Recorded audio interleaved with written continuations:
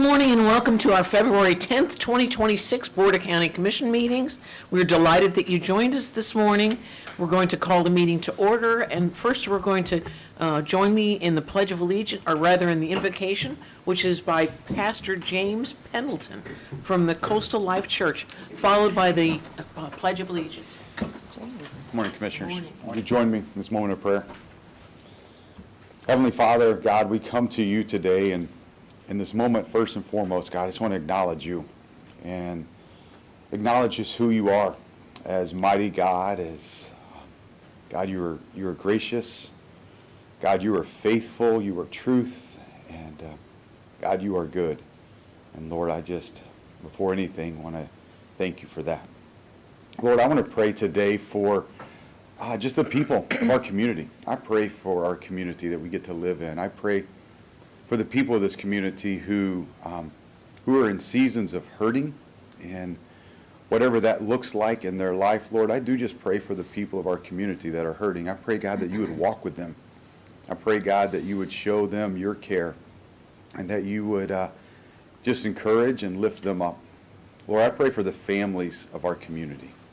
Lord, I pray, God, that there would be strong family units here. Lord, I think of homes all throughout our community, and I pray for marriages. I pray, God, that marriages would be strong and healthy. Lord, I think for moms and dads that our homes would be filled with moms and dads who are strong and healthy. And Lord, I pray for our kids. Pray for this next generation, the younger generations that are filling our schools in this community and the parks. And God, I pray for those generations as they grow and are raised here, God, that there would be strong morals and values instilled into them, Lord. And I pray, God, that we will look ahead and maybe generations from now they can look back at this season of our life in this community and realize that there was a strong foundation laid for future generations. So, Lord, I just ask that your hand would be in all of those things. And God, we do just ask that your hands would be on the people of this community that we get to live in and do life with. Lord, today I pray for our commissioners. Lord, I pray that you would give them wisdom and discernment, that you would give them understanding as they look at issues in our county. And Lord, I pray that you would just guide them. God, I do pray that you would protect them. I know as anytime someone sits in a role of leadership, that sometimes and often comes with criticism. And so, Lord, I just pray that you would help them as at times they face criticism, that you would keep their hearts and their minds encouraged in spite of those things. And Lord, I just pray that you would have your hands over them today and give their minds clarity. And as I pray, Lord, give them wisdom and discernment that can come from you. Lord, I just pray these things in the name of your Son, Jesus. Amen. Amen. Amen. Thank you. Michael Drost, would you lead us in the pledge? Be honored.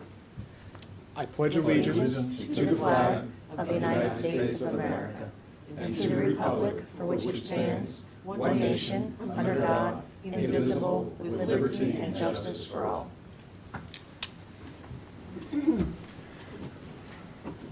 Thank you.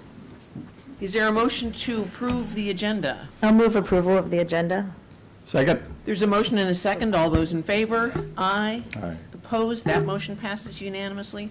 We have one proclamation. Do we have a person who's to receive the proclamation for Black History Month here? Okay, we'll wait. Okay. Are you going to accept the Black History Month proclamation? I'm here to, yes, sorry, we're waiting for our person outside. Apologies. Well, we don't, Oh, you can still read it. okay.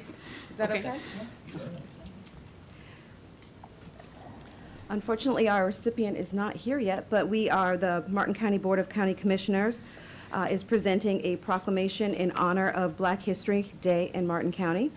In 1926, historian Dr. Carter G.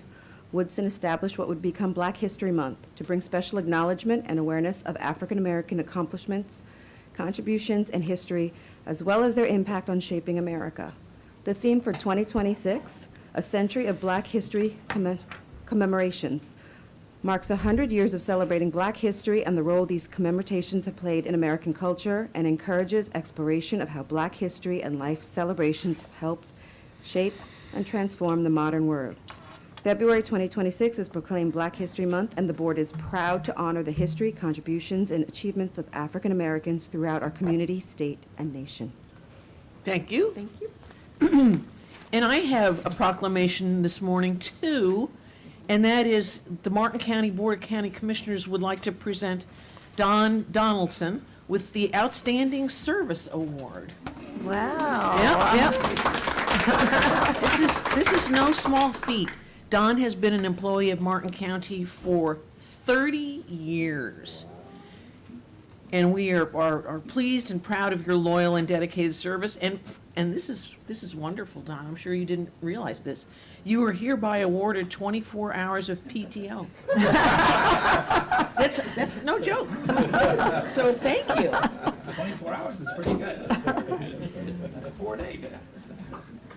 And a new pen. And a new pet. Thank you so much. Thank you.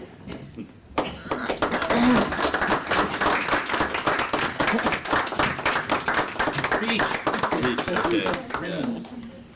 I'll be getting one of those one of these days. You will, exactly. So I tell this to many of our new employees. When I started here, I thought that I would be here maybe 5 years and go back to the private sector. I said, but what's always kept me here is really two things. And one, the most important, is the people I get to work with. I like to work with people that are smarter than me, and there's a lot of those on our team.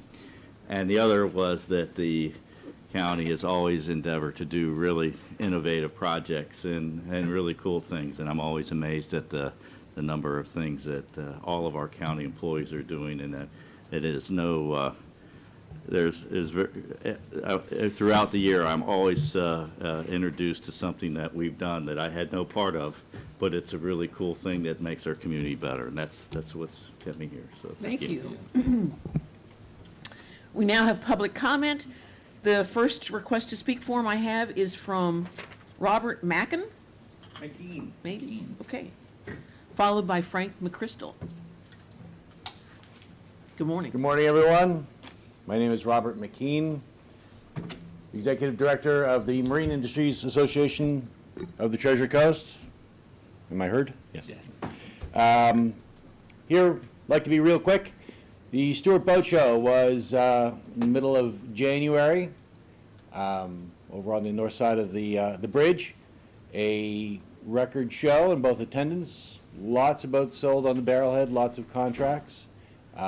Weather was interesting, but turned out okay for the actual show. What's important to that show is parking, because for most boat shows, parking is a problem. So I'm here to thank you and your staff, Mr. Stokas and Mr. McBean, for the airport parking facility that we had over at the airport. It is vital to be able to get people in. We had 6 buses running 20 loops a day, and we had over 20,000 people at the show. So I'm here to thank you for that. We always appreciate the partnerships that we have with both the city and the county, and that show can't happen without those partnerships, and we appreciate that. The industry is strong and it is growing. Also, last week we had the Economic Impact Breakfast over at IRSC, Chastain campus. Very well attended. What a mix of people that were there. It was very interesting as a moderator to watch what was happening out in the audience was interesting. Lots of good feedback on it. We'll be doing that again in probably a legislative lunch sometime around May as we see what happens in Tallahassee. So yeah, it was great feedback. We appreciate the support. We appreciate you guys coming, and thank you very much. Thank you. Thank you. Frank McChrystal is next, and that's the last request to speak form I have.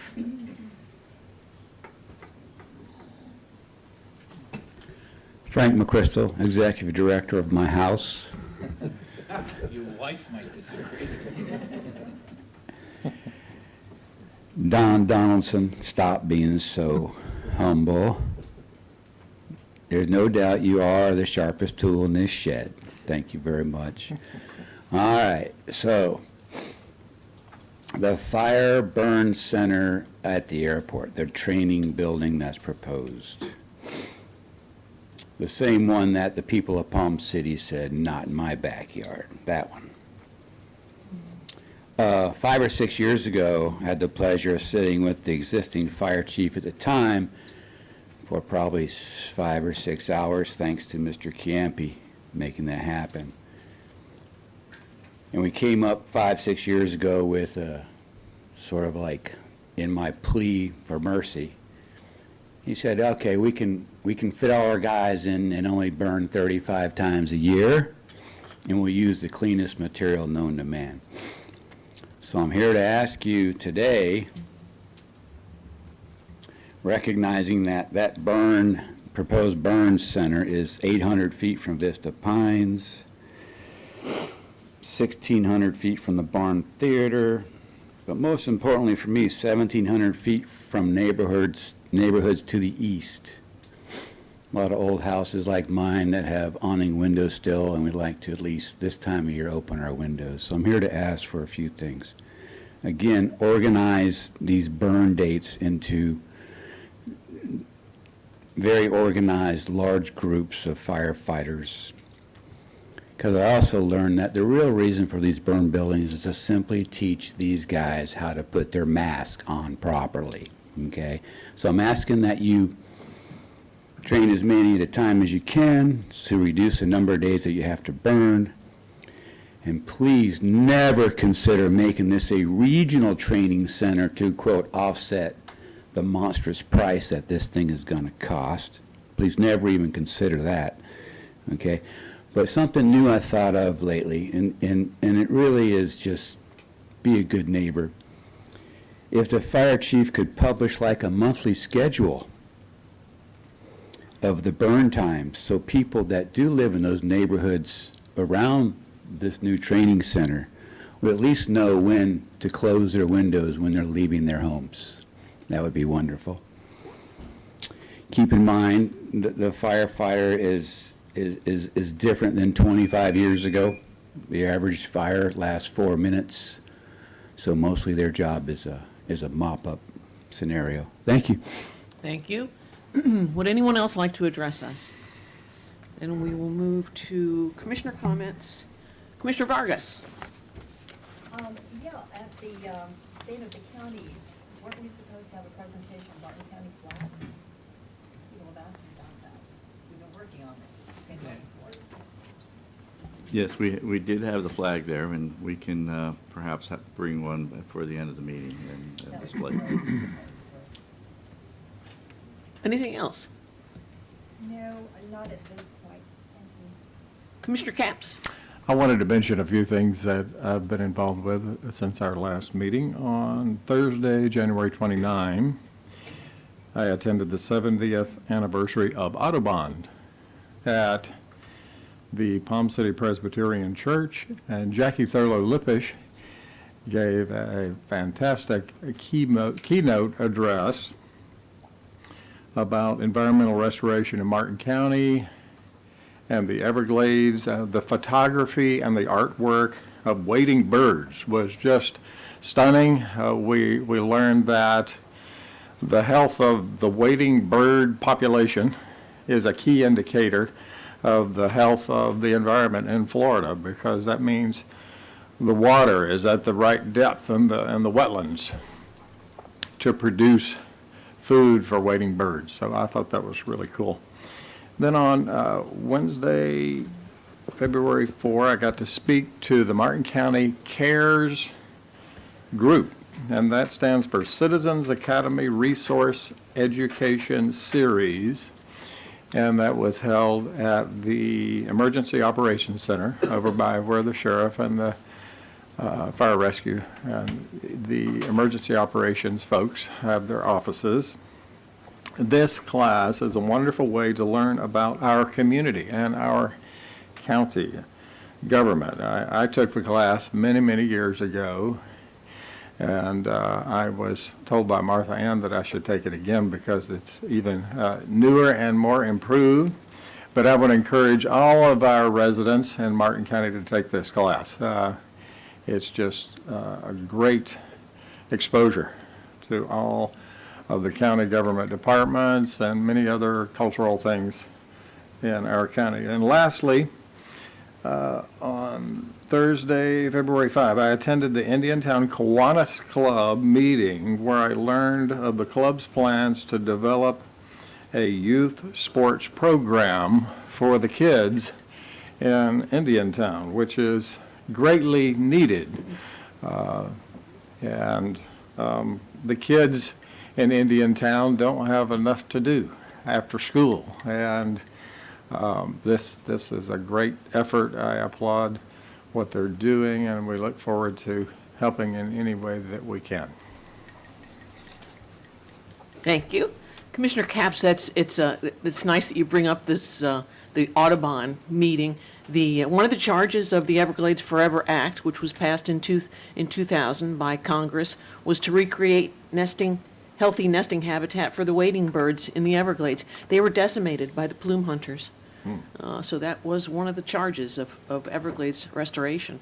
And since 1970, in the United States alone, we've lost 3 billion birds. Birds are a real key indicator species. I'm this county's representative on the County Coalition for the Responsible Management of Lake Okeechobee, and we had a meeting last Friday, and presentations by the Army Corps, South Florida Water Management District, Florida Fish and Wildlife, and DEP. And the Department of Environmental Protection is doing a really, really cool new pilot project.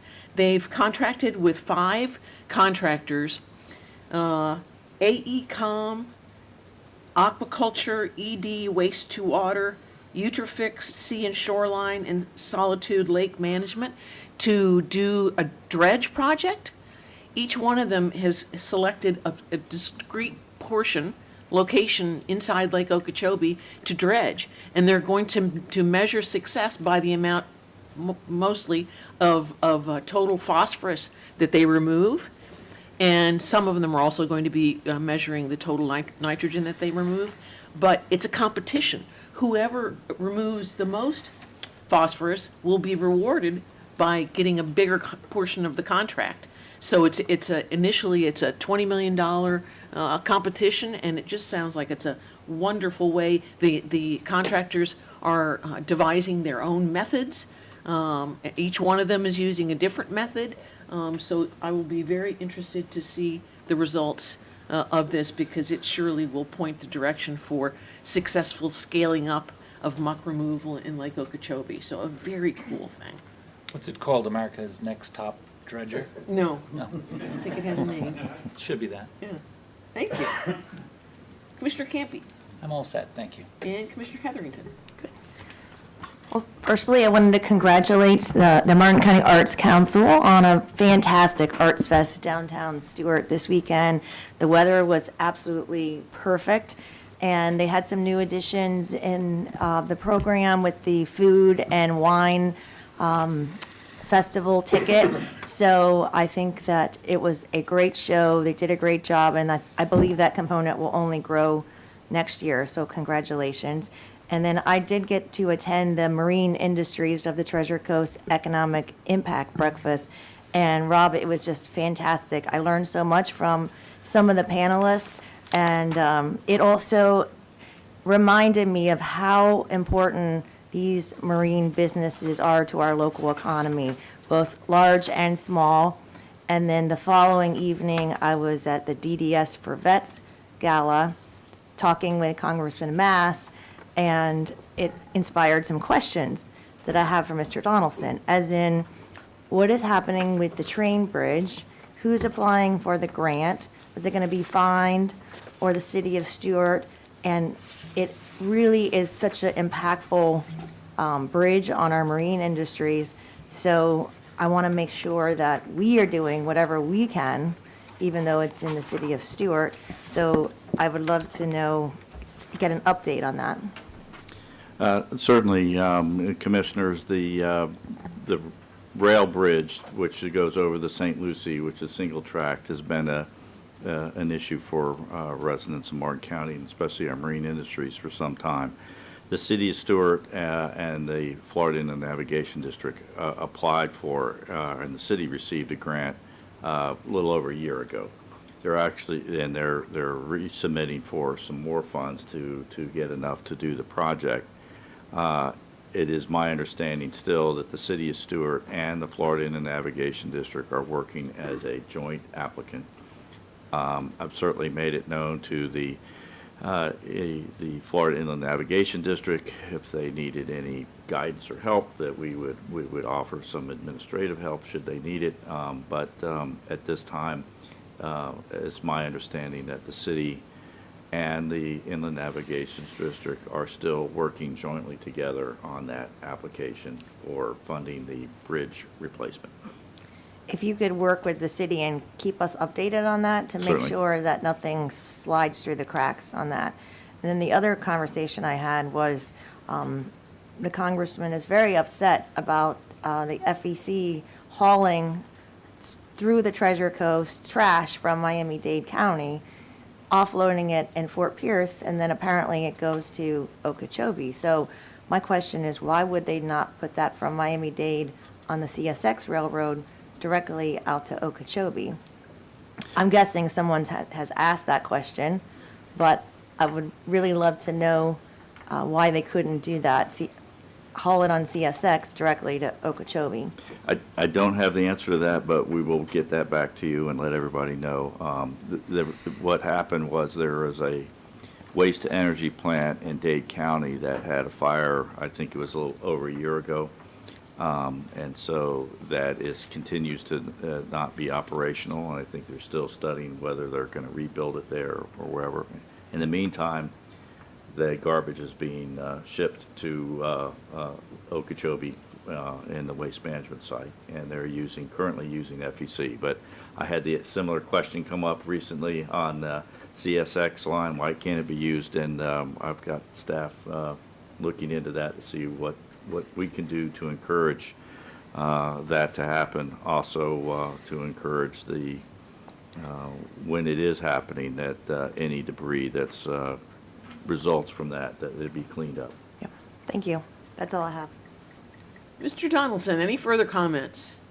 Yes, I do have just a question to the rest of the board. Commissioner Vargas is scheduled to go visit the Cedron site in Seattle, and just wanted to offer if any of you all wanted to attend, as we're scheduling that to make that available to all of you, should any of you all want to go see the operation of the waste, the biosolids facility that we're contracting to build in Indiantown.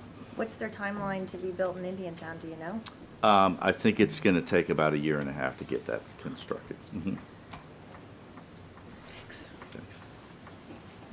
Ms. Elder? I'm all set, thank you. In that case, we will take up the consent pulls.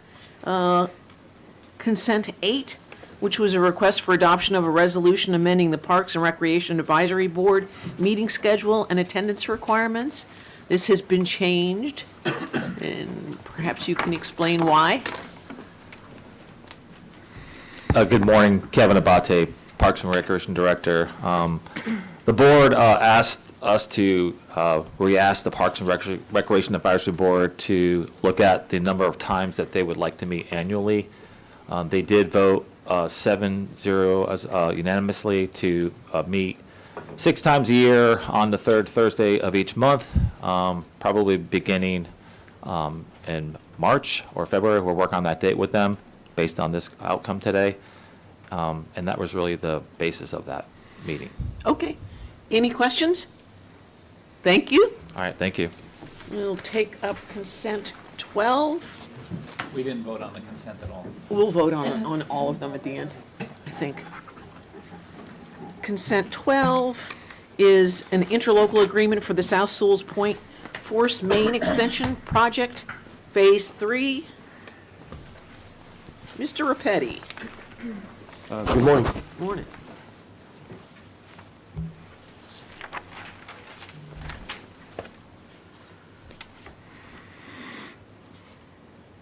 Commissioner Vargas, you pulled this? I did. I've had numerous people from Sewell's Point approach me, and I remember back in November, I think I was the one opponent to this particular matter for good reasons. We can't hear you. Turn your, yeah. Is it on? Yeah. Yes, back in November of last year, I think I was the one that opposed passing this. They can't hear you. Can you hear now? Okay, perfect. Back in November, I think I was the one commissioner that opposed this, and correct me if I'm wrong, there may have been another. But the inconsistencies in the reports that have been continuous and the lack of transparency towards the residents have caused me great concern, did at that time and continue to do so. At that time, they had presented a survey of 336 recipients. 86 homes wanted the sewers, 32 homes replied no, and 218 homes did not reply at all, which at that time was considered a no vote by then Mayor Kurzman. Again, I've had people approach me recently to say that the documents were not prepared properly, they were not submitted properly. The town manager and actually the engineering company scuttled up this work, which was not due for quite a while, and put a tremendous pressure on our directors who handle the water and sewer. And so I would like to have those that are here at the meeting come up and make a presentation to our board. We have to take into account our citizens. That's first and foremost, and especially our taxpayers. So I'd appreciate if somebody who is representative from Sewell's Point can come up to speak today. There is one request to speak form, and that's from Mona Leonard. You'll have 3 minutes to speak to us, Ms. Leonard. Mona Leonard, 1 Heritage Way, Sewell's Point. Thank you so much, Commissioners, for taking your time today. Everything I'm about to tell you can be verified through documentation. The town of Sewell's Point applied for a resiliency grant for a town-wide septic-to-sewer project to improve water quality in the Indian River Lagoon. The Florida Department of Environmental Protection data shows the Indian River Lagoon is not impaired around Sewell's Point. Compliments to the BOCC for standing, compliments to the BOCC, it's moving around on me, for standing your ground on required standards on septic to sewer, but the town of Sewell's Point decided to move forward on obtaining their own grants anyway, despite no need to convert at all, according to DEP. So the townspeople requested a study by an independent research company, Giffords-Webster, to determine if and to what degree our septic tanks were damaging the Indian River Lagoon. To this day, that study has been denied for the residents to review in spite of the town paying $75,000 for it. For 4 years, we have been requesting Freedom of Information Act results of the Giffords-Webster study. We were originally denied that the study even existed by our mayor and others. That was after the study itself was presented to our town commission in a meeting and then quickly withdrawn so the town engineer, Joe Capra, could then alter the study and we'd never know the truth. So seeing we weren't getting anywhere, we decided to create our own door-to-door petition to see what people truly felt in Sewell's Point, and found that 78% of the residents did not want to convert to sewer. When we presented the results to our town commission, we were told by Commissioner Kaya Mayfield, it doesn't matter how many signatures you get. We're going to vote how we want to vote. A FOIA request for the study by Casey Ingram produced only 2 pages of the thumb drive given to her by the town. Why not the entire 300-plus pages of data displayed to us at a public meeting before being quickly taken down from the dais? Denying its existence at all until the pressure became too much? Why spend money for no good environmental reason with ill-gotten funds? The common denominator, and it only takes one, is Joe Capra, our town engineer. And he stands to benefit dearly. Joe Capra's own survey of interest showed 75% of residents don't want sewer, yet he lied and said 86% of residents do want sewers. We are a congregation of highly intelligent, compassionate people who believe in justice, not going along to get along. The residents do not even realize that the special assessment will be mandatory, nor how much it's going to cost. This even though residents were assured it would not be mandatory by our town government. Lies on our grant applications, FOIA denials, and huge debt. Please stop the corruption and do not agree to give Sewell's Point more sewer hookups. Thank you so much. Thank you. Would anyone else like to address us? Mr. Repetti, any response? Oh, boy. Yes, there's a study by Giffords Webster that was discussed, and I'm not sure why the town has not made that available. They engaged the town in that endeavor. So, I mean, that report should be readily available. And looking at the number of residents that are against the project, generally on our side, from the utility side, we find the residents very open to this.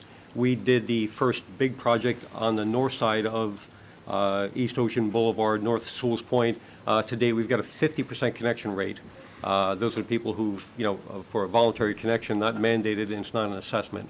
So I'm quite happy to answer any other direct questions. So we met with the board back in November, and the board approved the interlocal agreement. We've reviewed with county legal staff, and it's been executed by the town of Sewell's Point, and we're here today for the other side of what was discussed back in November. Thank you. Commissioner Campy. Let Don go first. Mr. Donaldson. I was just going to say that it's important to note that the county is not building the facility. The town is going to construct the force mains, and once it's completed, then it'll become part of our utilities. But this is a Sewell's Point project, and the agreement simply is about them building it to our standards and then turning the force mains over to us once it's completed. But it is essentially just making sure that it's clear that it is the town's project. Commissioner Campy. Thank you. Mine's more of a procedural question.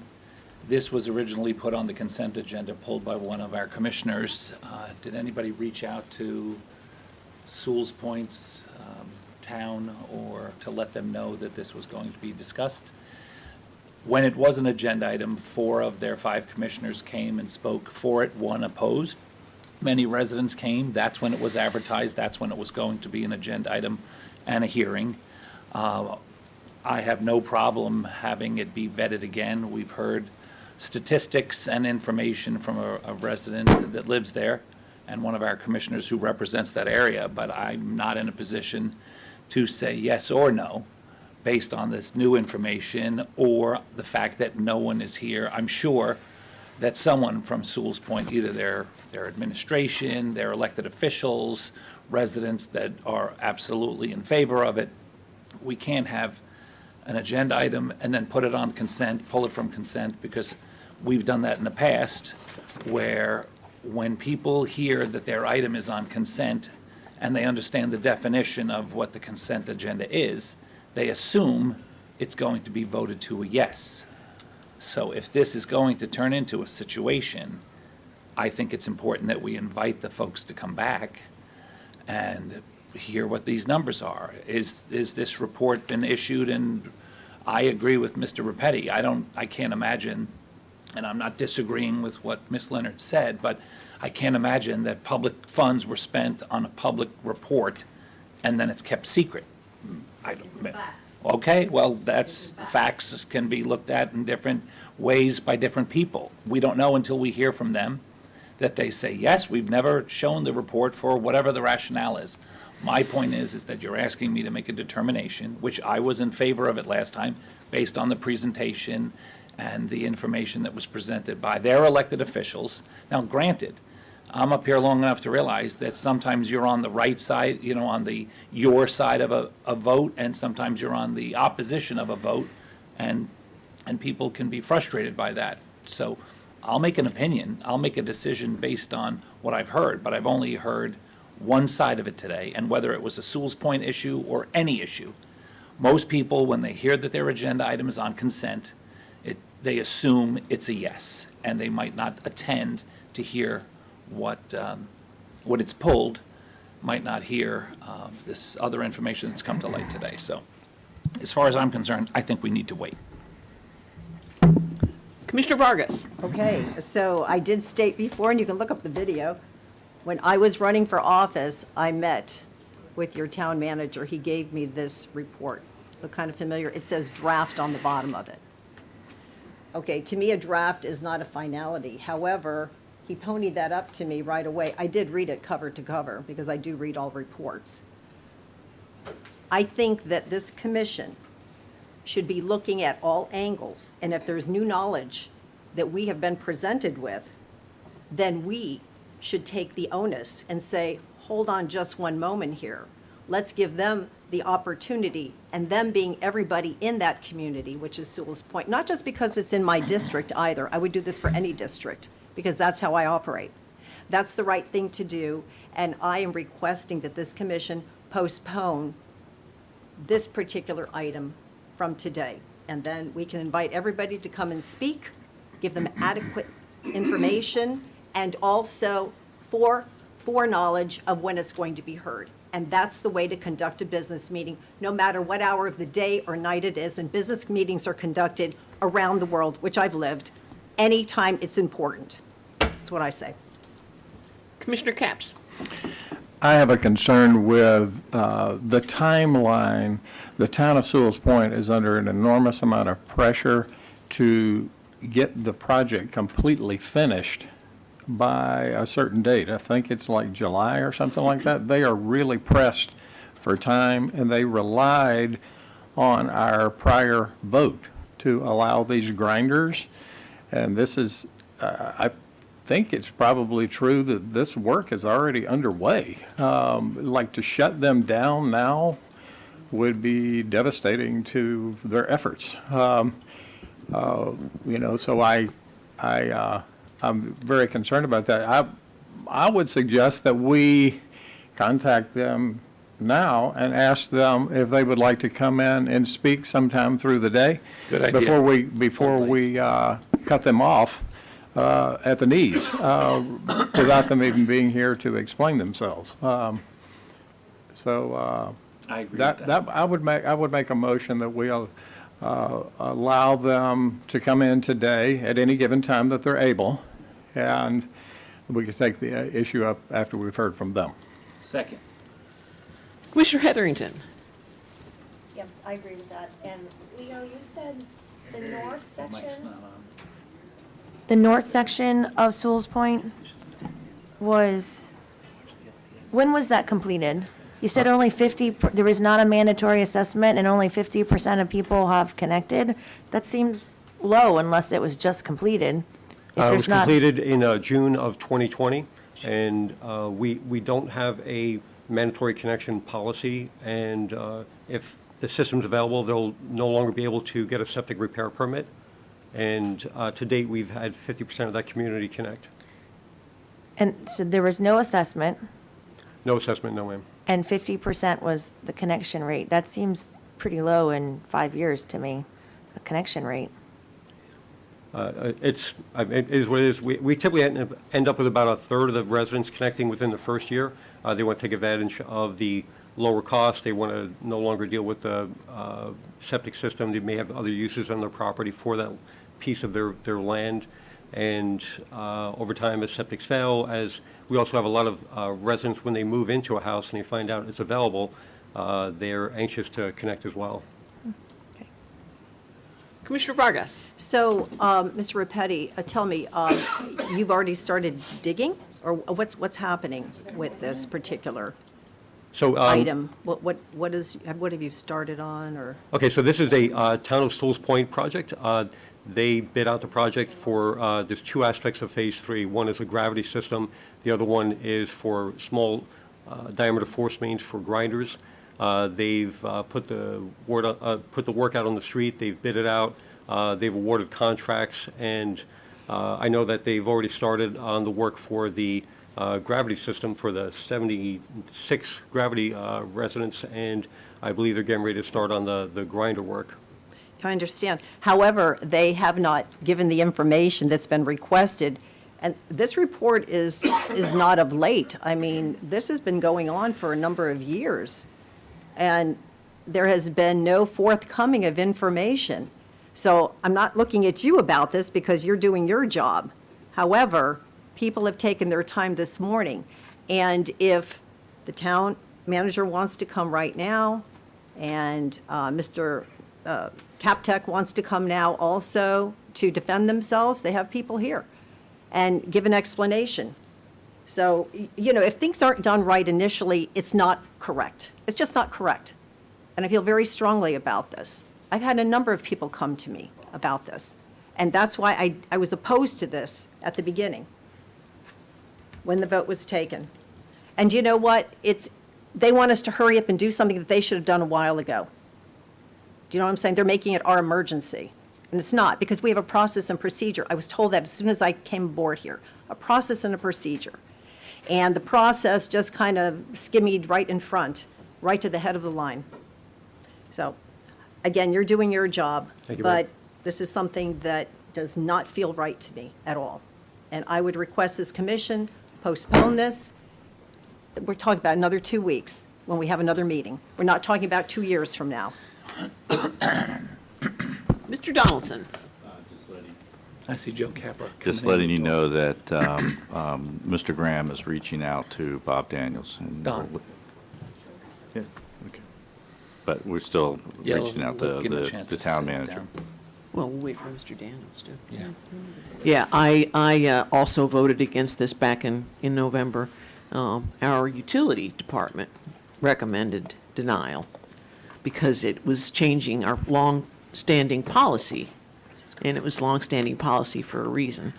Sewell's Point had 3 years to give their residents the opportunity to amortize the cost of these installations and didn't take any action. There are some irregularities and some allegations of misrepresentations, and so there's a motion and a second to have the Sewell's Point town manager and the engineer to come and explain their position. All those in favor? Aye. Opposed? That motion passes unanimously. We will hear from them later on. Meanwhile, can we have a motion to approve the remainder of the consent agenda? I'll move approval of the consent agenda. A second. There's a motion and a second. All those in favor? Aye. Opposed? That motion passes unanimously.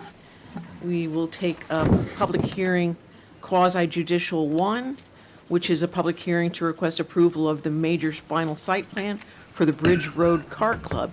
This is quasi judicial. Any ex parte disclosures? Commissioner Vargas? If I have any, they've been filed.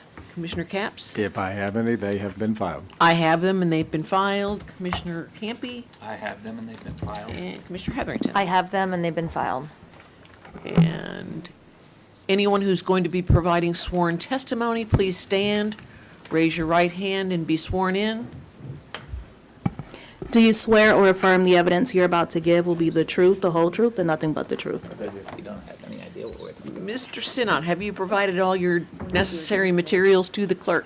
Yes, I'm turning in a copy of my work history and the agenda item to be filed as Exhibit 1, and the applicant's proof of public notice mailers was turned in at the LPA hearing this past Thursday. Excellent. Please proceed.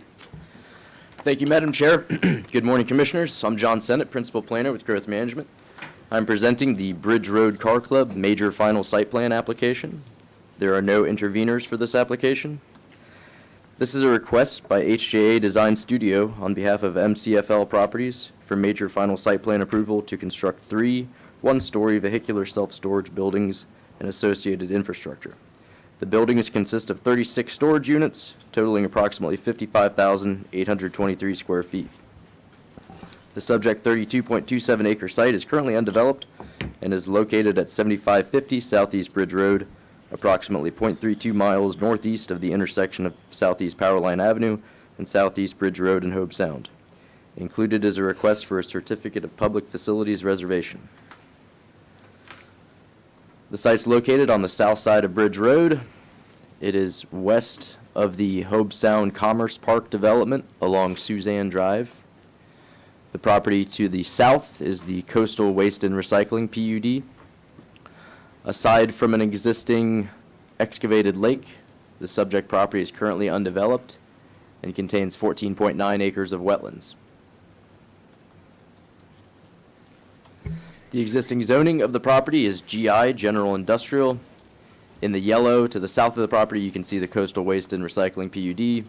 To the east, in the pink and cream colors, you can see the M1 Industrial District, as well as the LI Limited Industrial District, and the B3 District in blue. To the north of the property across Bridge Road is the RE2A zoning district. The future land use of the subject property and the surrounding sites to the west, south, and east is industrial.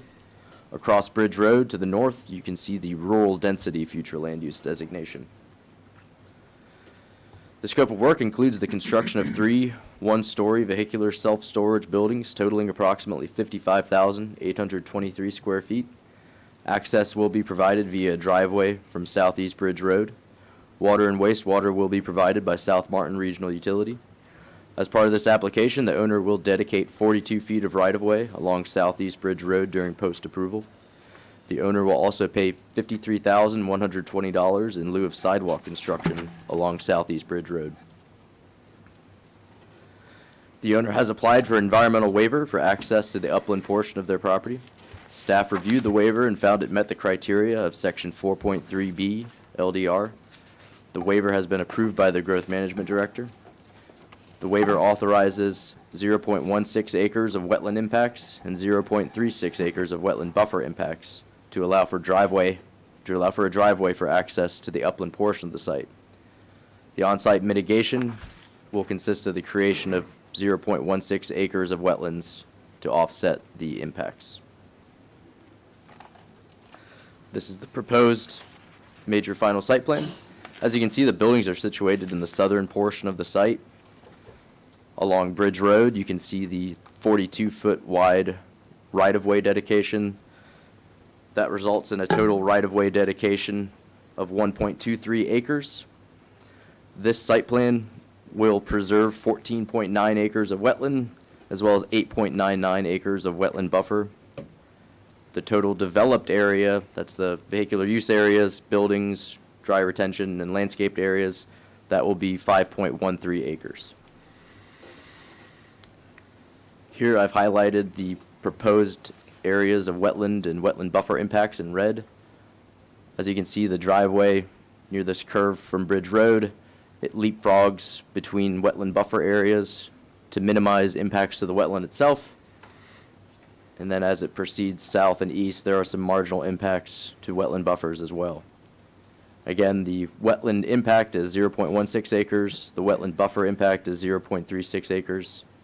And in blue, adjacent to the existing excavated lake, is the 0.16 acre wetland creation area. This matter was heard before the local planning agency on February 5th. The LPA voted 4-0, recommending approval, with 1 member being absent. Development review staff have found the MCFL properties application to comply with all applicable regulations and the comprehensive growth management plan as detailed in the staff report. Staff recommendation is to move that the board receive and file the agenda item and its attachments, including the staff report, as Exhibit 1, and move that the board adopt the resolution approving the Bridge Road Car Club final site plan, including the preserve area management plan. That concludes my presentation. Questions for Mr. Sinnott? Mr. Sinnott, is this within the primary urban service boundary? Yes, it is. Thank you. Commissioner Capps? Yes, the full acreage on the site is 32.27 acres? Correct. And how many acres will be used for development purposes, for like the buildings? 5.13 acres. That includes their driveway, landscape areas, retention areas, as well as the building footprint. And again, the area of the right-of-way dedication is 1.23 acres.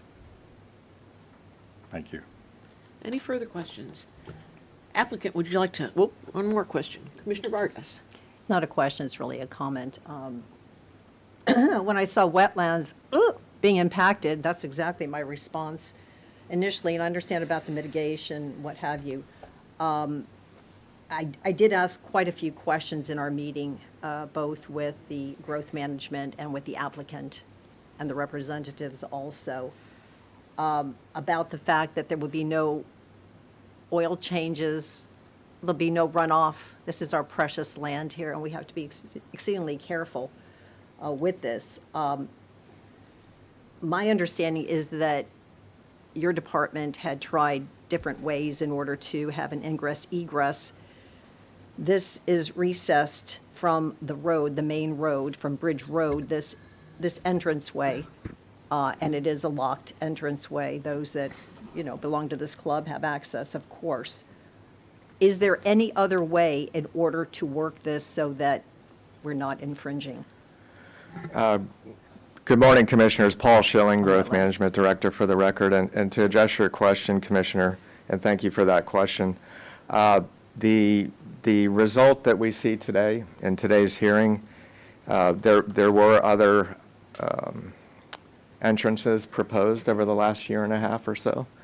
And this, what you're looking at today, results in the least amount of impact. So all those variables were taken into account, that as well as the public safety. But first and foremost, is there any other alternative? This is the least impactful. I understand that they're going to have turning lanes both east and west into this property for a safety feature, because I did ask about a light, of course, a traffic light, and they felt it wasn't necessary because it wouldn't be a lot of traffic flowing through here, just those that have purchased, and these are condominiums, so these are owners, and they do have to abide by covenants and bylaws and rules, and seems to be supervisory management there continuously. And I know you're pretty strict, your department, about this. So I said We are kind indeed. of grimaced, when I heard this was wetlands. Any other comments about this? No, just to reiterate the fact you summed it up pretty well. What we're looking at today is the least impactful. There is no net loss to wetlands in Martin County, so those are being recreated on site. And then the operation, the applicant can certainly speak. I believe they have a presentation, but the operation is very low impact as far as trips. There will be improvements done in the right-of-way. There is a 42-foot right-of-way dedication. So all of those variables came together, and that's the result of this plan today. Okay. I'd like to hear from the applicant, please. Thank you. Thank you. Thank you. Good morning. Good morning. Good morning, Commissioners. Can we always have a problem here with my height? My name is Erica Beitler, for the record. I'm with HJ Design Studio, and I'm the applicant for the Have you been agent sworn for in? that. Yeah, Pardon? she was Have you sworn been in. sworn in? Oh, Yes. yes, ma'am. Excellent. I'm sorry, I have been sworn in. I knew I was forgetting something. As John said, this is a request for a major final site plan of Bridge Road Car Club, and our project team is here for any answer or questions that you may have. This slide, the location is in Hope Sound, and it's access off of Bridge Road, just west of the the Commerce Park, and east of Powerline Road. It has a general industrial zoning as well as an industrial land use, and as well as in the urban service boundary. Sorry, I got lost. The zoning is consistent with the county and the county standards. Oops. Can I restart? I'm sorry. Absolutely. I just got so public. It's okay. You're doing great. Let me just go back. So we are consistent with the zoning and the land use designation as well as the county standards. This is an undeveloped site along the Bridge Road corridor, and the existing industrial commerce park is to the east. And this aerial highlights the surrounding natural areas and illustrates why a compact development approach is suitable for this site. This is our site plan, a little better in color.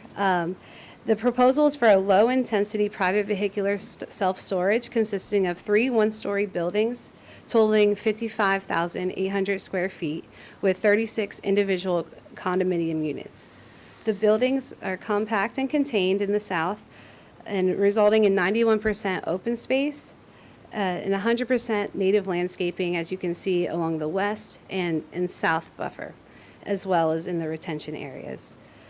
Appropriate on-site stacking and gate entrance will prevent backup onto Bridge Road, and the gate is in between the second and third blue arrows, which those blue arrows on this plan represent hydraulic flow that's being maintained.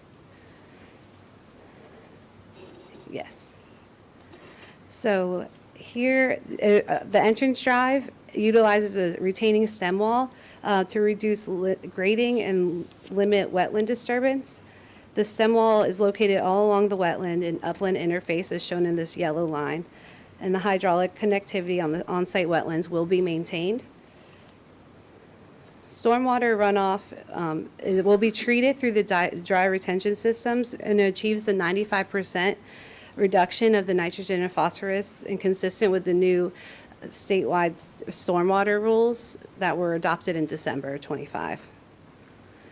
The project is dedicating 42 feet, which is 1.23 of this site, for future corridor improvements, and constructs west and eastbound turn lanes to help safety without disturbing traffic along Bridge Road.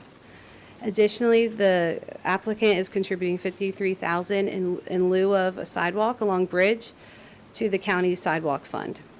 This is a South Martin Regional Utilities area is serviced, and there will be extension to the western property line of a 12-inch water main and a 6-inch force main. This is a detail of those improvements along Bridge. You can see the 2 deceleration lanes going into the site. From an environmental standpoint, this project results in significant permanent preservation. Access to upland development requires the waiver under the Martin County LDR Section 4.3B. This waiver is permissible by right for access when no other reasonable alternative to the uplands exist. So staff and applicable state agencies have reviewed and certified these standards, and we meet or exceed. So there's no preclusion of use here. The wetland impact shown in red in this graphic, the darker hatch is 0.16 acres of wetland mitigation, and in the blue to the east is on-site mitigation for that area, as well as the upland buffer impact is the less dark hatch in red, and that's 0.36 acres. So of this 32-acre site, 5.13 is uplands, and that's about 16% of the site. The property totals 31 acres, less of the right-of-way, and of that, 23.89 acres, or 77%, will be permanently preserved under a recorded conservation easement. This includes the 14.9 acre wetlands and 8.99 acre wetland buffer. And this will all be managed in accordance with the approved PAMP. And here's just a detail of what the development would look like in the midst of the overall site. And then operationally, as Commissioner Vargas mentioned, there will be strict HOA restrictions in place. No overnight stays, no businesses, no auto repair operations, no outdoor storage or excessive noise. The HOA will be responsible for preservation area management, stormwater maintenance, private infrastructure such as roads and lift station. This is a graphic illustration looking northeast of the most south building, and the buildings are approximately 35 feet in height, which the code here with general institutional is 40 feet height max, which includes a 14-foot clearance for a roll-up door and a mezzanine in each condominium of the unit, and there'll be 8 different unit types.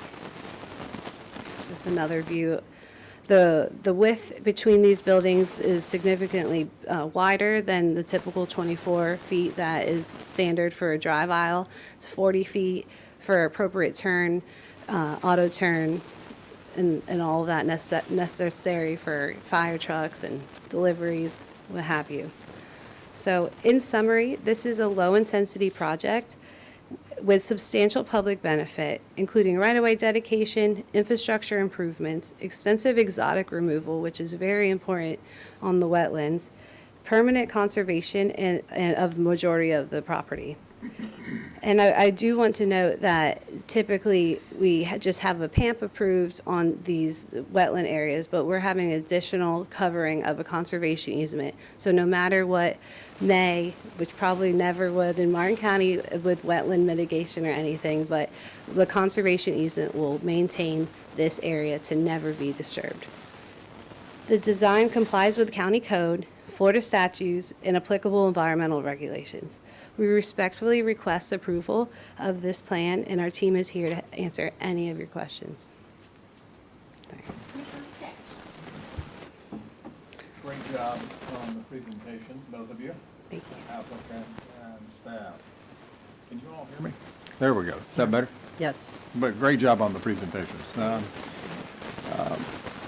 As I asked earlier about the acreage, it's 32.27 acres total, and only 5.13 acres are being used for the development of the buildings. And I think there's another 1 point something acres that's used for the driveway into the The right-of-way dedication The right-of-way total area dedication. is 1.23 acres that will be deeded to the county as part of post-approval. Right. Can we pull up that first picture, the one with all yeah, let's see now. Not, Right here? This one? yeah, that one will do. Okay. You know, the one thing that's really good about this project, I think, is that you won't even see the buildings from Bridge Road. They're deep into the forest, so to speak. And, you know, it would seem to me that, you know, I hate to see anything built right on Bridge Road, but if something's going to be built, it would seem to me that this is one of the most environmentally friendly projects that I've seen thus far as a commissioner. And there's very little impact to the natural environment here. And I applaud the way you put it together. You know, there's a huge amount of preservation here. So I'm quite satisfied with what I'm seeing here. So I would move approval. Second. Commissioner Vargas? Yeah, the other thing that I liked, and help me out here, the stem wall construction. I like that because it's elevated. But the other thing that I like even better is that the water flows through. It's not impeded at all to maintain continuity with the natural wildlife. Is that correct? Yes, Paul Schilling for the record. So the hydrology will be maintained with the use of the culvert system and also the roadway and the elements around the buildings are on stem wall construction. So that eliminates the need for any additional grading and preserves as much as possible, with the understanding that these are buildings that will be utilized for, as the applicant said, for a pretty low intense use. Thank you. Anything else? Would anyone from the public like to address us? Seeing none, I'll close the public. Commissioner, can we just put on the record that the notice to surrounding properties was Yes. turned in? Yes, for the record, I turned in the LPA last Thursday. Okay, excellent. Thank you. Yeah, this project did an excellent job of protecting the ecosystem. I particularly like the conservation easement. Thank you. There's a motion and a second. All those in favor? Aye. Opposed? That motion passes unanimously. Thank you all for your consideration and time. Thank you. Thank you, And Commissioners. we'll take up, Next one. DPQJ1, which is a request to approve the Third Amendment to the Coastal Waste and Recycling Planned Unit Development Zoning Agreement, including a revised master and final site plan. This is quasi-judicial. Any ex parte disclosures? Commissioner Vargas? If I have any, they've been fine. Commissioner Capps? If I have any, they have been filed. Hey, I- can I mention one other thing? Sure. Madam Chair, Joe Capra, Oh, Don's I getting was him. wondering, oh, Don, you're apprising him of what transpired on the consent. Oh, good. All right, great. If I have any, they have been filed. I do have some, and they've been filed. Commissioner Campy I have some and they've been filed. and Commissioner Heatherington. I have them and they've been filed. Anyone who's going to be providing sworn testimony in this public hearing, please stand up, raise your right hand, and be sworn in. Do you swear or affirm the evidence you're about to give will be the truth, the whole truth, and nothing but the truth? Mr. Sinnott, have you prepared your information and sent it to the clerk? Yes, I'm turning in a copy of my work history and a copy of the agenda item to be filed as Exhibit 1. Thank you. Please proceed. Thank you, Madam Chair. Good morning, Commissioners. I'm John Sennett, Principal Planner with Growth Management. I am presenting the Coastal Waste and Recycling Planned Unit Development Third Amendment, including a revised master final site plan. This is a request by HJA Design Studio on behalf of Coastal Waste and Recycling of Martin County for approval of the Third Amendment to the Coastal Waste and Recycling PUD zoning agreement, including a revised master final site plan to construct an approximately 7,800 square foot vehicular maintenance building, a 4,000 square foot office building, and associated infrastructure. The 22.7 acre site is located at 12967 Southeast Suzanne Drive, approximately 0.25 miles southeast of the intersection of Southeast Suzanne Drive and Southeast Bridge Road in Hope Sound. Included is a request for a certificate of public facilities reservation. There are no interveners for this application. The site is accessed via an access easement from Southeast Suzanne Drive. It's approximately 22.7 acres in size. The Bridge Road Car Club site, which we just spoke about, is located to the northwest of the subject property. This is a closer look at the area of proposed improvements for this application. It's located in the southwest portion of the existing site. It's currently used for roll-off container storage as well as mulch piles, vegetative processing debris.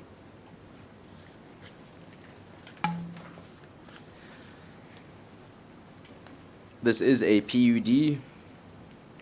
As you can see, the properties surrounding the coastal waste site generally consist of the GI, General Industrial District, as well as the M1 Industrial District in the light pink, and the LI Limited Industrial District in the cream colors.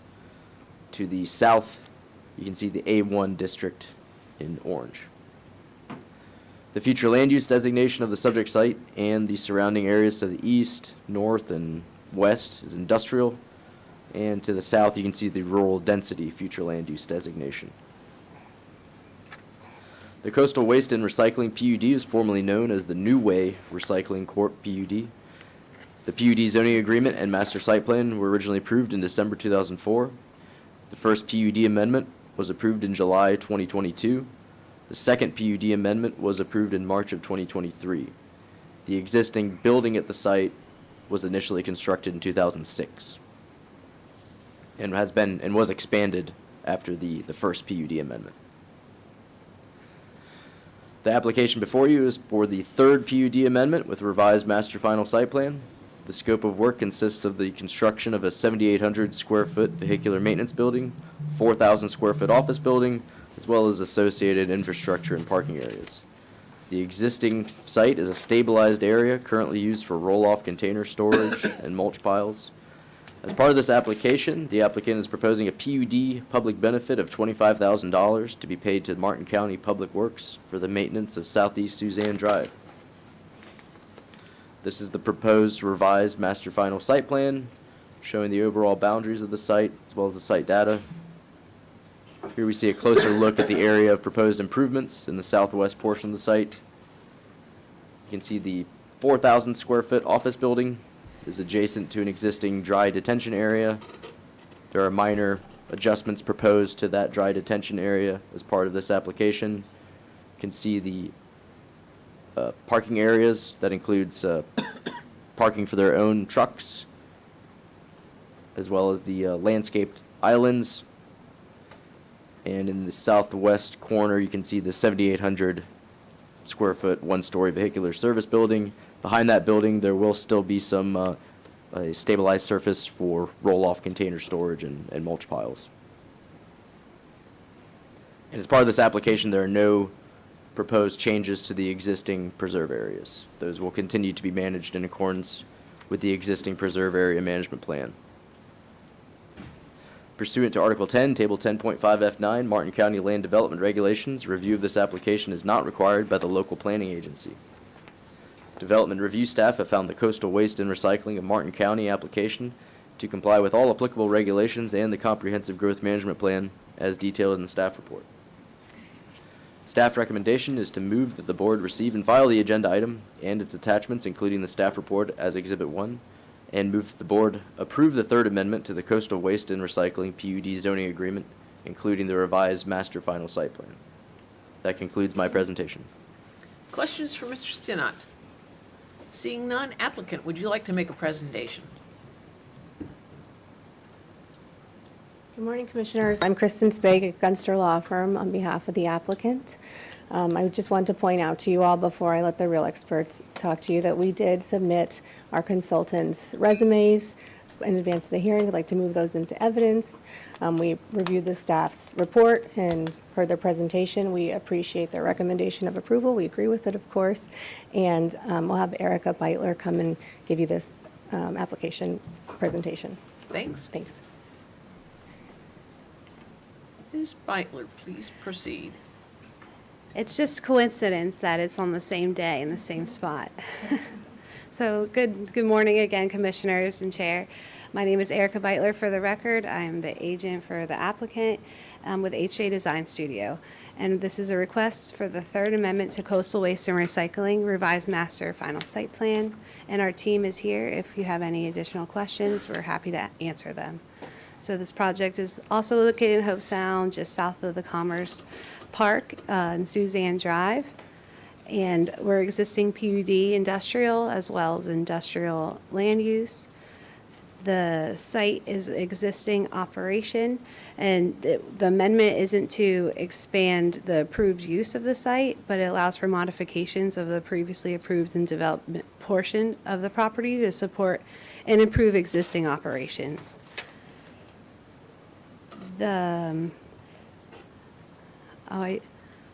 I had a picture slide that had of what it was before the Second Amendment. I'll just talk about it. In a way of background, the site has undergone prior amendments, as mentioned. The Second Amendment, most recent, was approved March 2023, and it was the expansion of the collection hauling material recovery facility and separates construction debris and demo debris, as well as yard debris. The operation, which was primarily outside, is now 90% inside with that Second Amendment. For the site plan, and that area is located on the east of the site in that existing transfer building with the concrete around it. The current request builds upon those approvals and is limited in scope. The improvements are intended to support current operations of the existing transfer building and their existing employees. The amendment area totals 4 acres of this 22.7 acre site and located in the existing stabilized development area that is located on the west, which is currently used for the rollout and mulch piles. There will be no impacts to the existing preserve and wetlands, as you see colored, and it's in the approved plan. All perimeter buffers that you see here, access points and site layout remain the same. The proposal is for 2 single-story buildings. To the west is the 7,800 square foot vehicular maintenance shop to support existing service of the current operation vehicles. And the building to the east is the one-story, 4,000 square foot office for a break room, restrooms, and training space for existing employees. Pavement improvements associated with this include 39 employee parking and 42 truck storage spaces, which is currently located in that roll-off container storage mulch piles that we see. There are the PUD benefit, which would be a sum of $25,000 for the maintenance of Suzanne Drive, a continued commitment from our client. This is a view of the office building.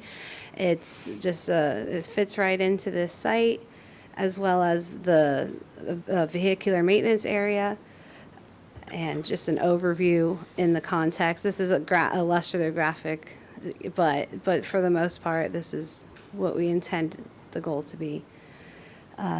The proposed updates reflect on the master plan intend to improve operational efficiency, functionality of the business, and its current employees. There's no expansion of service area, no change in the nature of the use, no increase in overall entitlement, and this proposal is not asking for any relief from the code. And this site remains consistent with zoning designations, land use classifications, and the previously approved PUD framework. In summary, this request represents a limited operational amendment to the existing facility. As mentioned, no changes of the use and no additional impacts to surrounding properties, and it remains consistent with our approvals. We respectfully request approval for this third amendment, and we are here for any questions that you may have and further elaborate on. Commissioner Capps. Again, good job. Thank you, sir. So what are you currently allowed to use the property for? What is its current status? Yes, sir. It is a private collection of collection. It's classified as collection hauling material recovery facility. So it's a private builders or and I don't know, they can speak on this as well, the clients here representing. And they just take that yard debris and that demolition trash and they put it in the new transfer building that's on site, has a conveyor belt, and it shifts out the trash from the recyclables. And then it takes the trash to the landfill and keeps the recyclables out of the landfill to help prolong the life of the landfill that we currently have. So the site is currently cleared and it's being used for industrial purposes now. Yes, sir. And it would appear to me that it's very compatible with what's going on in the Hubsan Industrial Park. And I would also note the public benefit of $25,000 for the maintenance of Suzanne Drive. I think that's adequate as well. In light of all of that, I'll move approval. Second. Commissioner Vargas. Yes, I did have a number of questions when I met with the attorney, you, the Yes, ma'am. planner, and of course our staff, and about Suzanne Road. My understanding is that it's swept 3 times a day, including with a metal gravitational machine type thing, for nails and that type of thing that could puncture tires. So that will continue. And that would be part of the agreement if this were to pass. Is that correct, Mr. Schilling? That's correct, Okay. Commissioner. Yeah, I'm familiar with this area.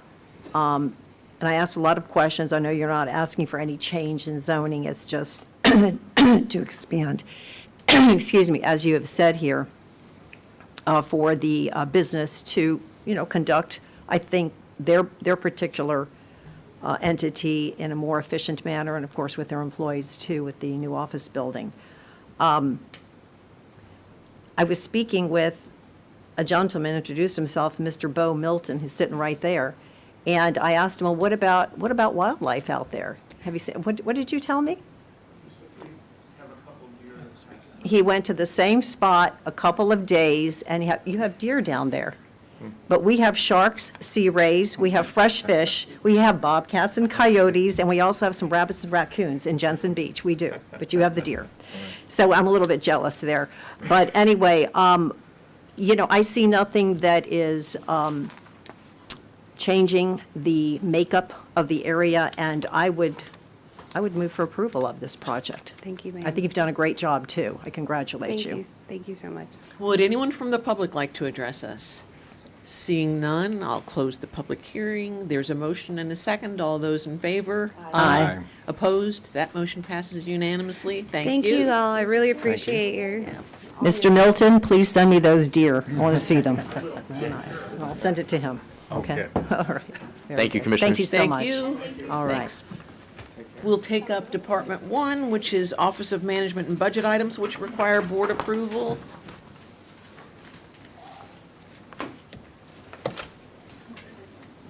Good morning, Ms. Murley. Good morning, Stephanie Murley, Director of the Office of Management and Budget, here to present 5 items on OMB today.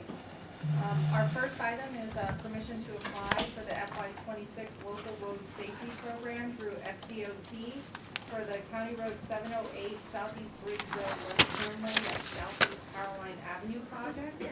Our Public Works Department is requesting $1 million for the construction of a proposed left turn lane. Sorry, guys. For the proposal of left turn lane for westbound traffic on Southeast Bridge Road onto Southeast Caroline Avenue. There will be a match of $252,745 to be funded with the FY30 Roads Capital Improvement Plan.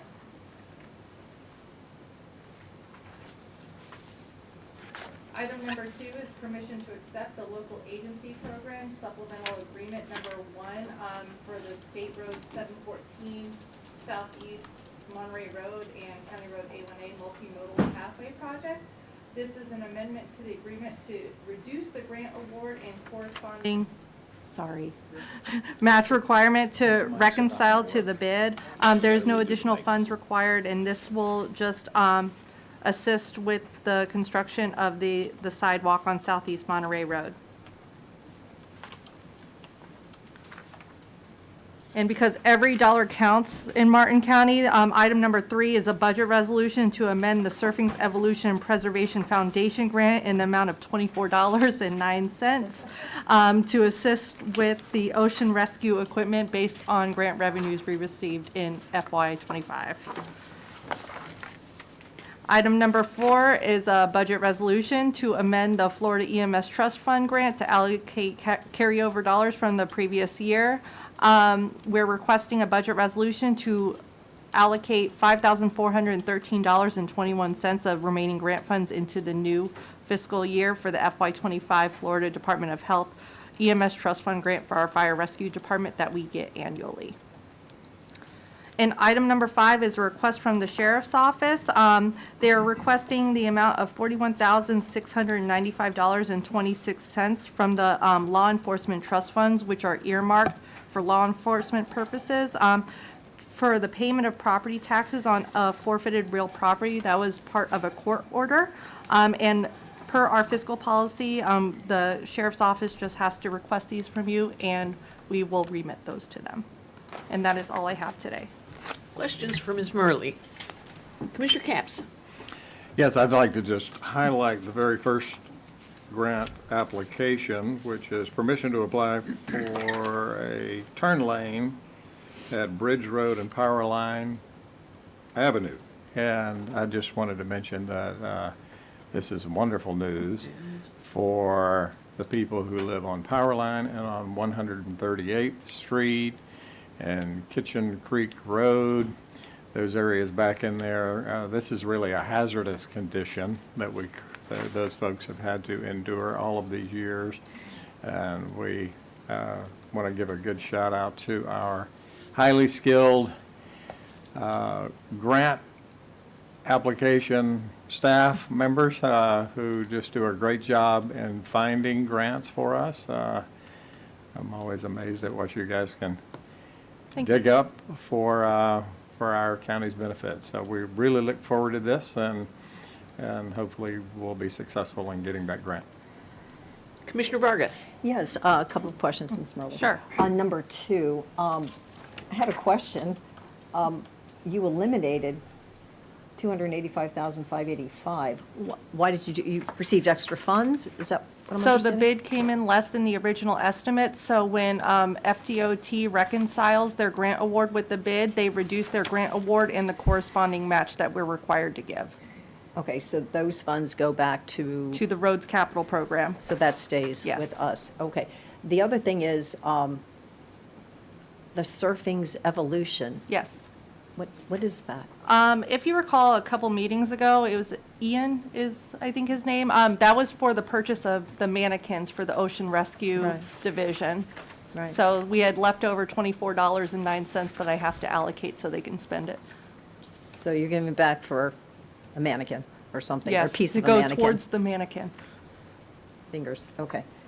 I get it. All right, thank you so much. No problem. Any further questions? Is there a motion to approve? So moved. Second. There's a motion and a second. All those in favor? Aye. Opposed? That motion passes unanimously. Thank you. Let's take up Department 2.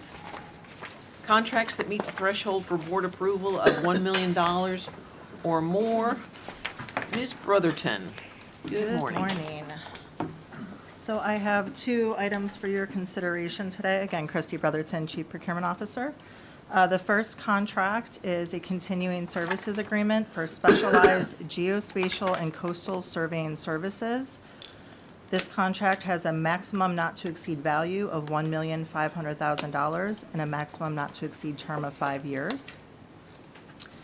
And staff is recommending contract award to the 3 highest scoring firms, which are Gahagan and Bryant Associates, Morgan and Eklund, and WGI, and move that the board authorize the county administrator or designee to execute all documents related to this request.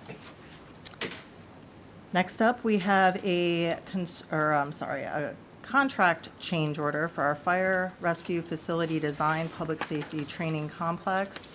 This particular amendment is for additional services and associated fees for the bidding and permitting phase and the construction administration phase of the training tower project. The construction contract for this was recently awarded by the board on January 6th. These services include coordination with design consultants regarding submittals and requests for information, biweekly site visits during construction, and other miscellaneous items related to the training tower.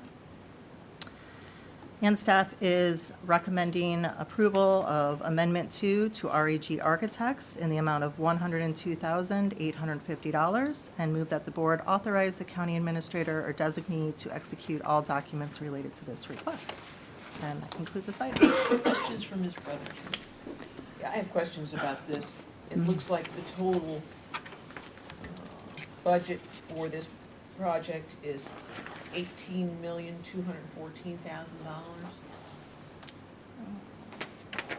This is just design, so we're spending $1.137 million to design the project?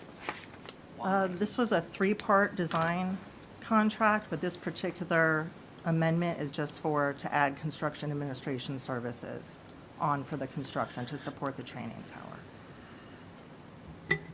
Why? I'm supposed to have staff here, I apologize. Mark? Commissioner, it'd be for the, it is a specialized construction building, and so the architect to be on site to follow through construction to ensure that we're getting the facility that we're paying for. So it does require additional inspection services, and we typically contract for, Can't hear you. we typically contract for construction management for these larger projects. It just seems exorbitant, and I'm wondering why we're getting an additional over 10% increase in the cost of design and administration at this point. Chair Hurd, County Commissioners, Mark Avaney, Deputy Public Works Director. And my understanding, this predated me, but my understanding, as Mr. Donaldson stated, was originally the scope of this project did not include the burn building and some other things, and so that was added at a later date. And so that necessitated the contract and the construction administration. My understanding is the original belief was that it could save money by not adding it unless we needed to, so staff decided to add it at a later date when the complexity and the scope changed. Okay. As I recall, this was initially proposed to be somewhere between $4 and $6 million, and it's now 18. I mean, I recognize that there's been inflation, but that's, yeah, too much. Commissioner Vargas? I have the same concern also. Is there any ceiling on this? No.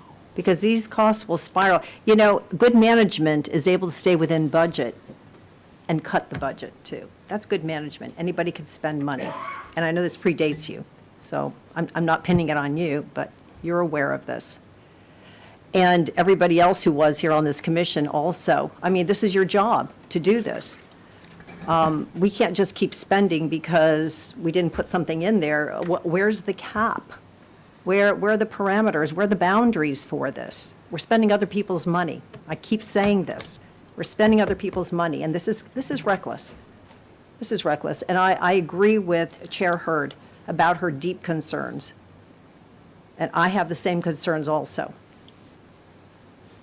So where's the boundary here? What's the top? Or is it just sky's the limit? We just keep going? Again, I know it predates you, so. Ms. Brotherington, do you have? Commissioner, this would conclude the project. This is the final piece of that training facility, and all improvements were consistent with what was approved in the capital improvement plan. Yeah, I understand, but it's a very expensive building. Very expensive. Let's separate these two items. Is there a motion to approve contract A1? I'll move approval of contract A1. Second. There's a motion and a second. All those in favor? Aye. Aye. Opposed? That motion passes unanimously.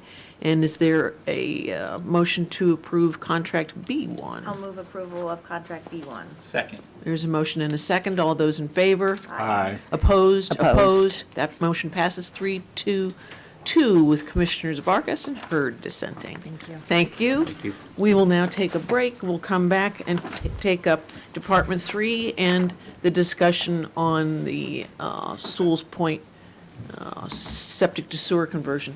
Have we reached Mr. Daniels, do you know? Yes, Commissioner, and Mr. Daniels is trying to get the mayor, see if he can come over. I don't have an update on the time, but I'll do that during the break. Okay, well, Mr. Capper's still here, right? Yes. So he can at least provide us with some information. Yeah, if he's been given authorization to do so, he will. Okay, all right, thanks.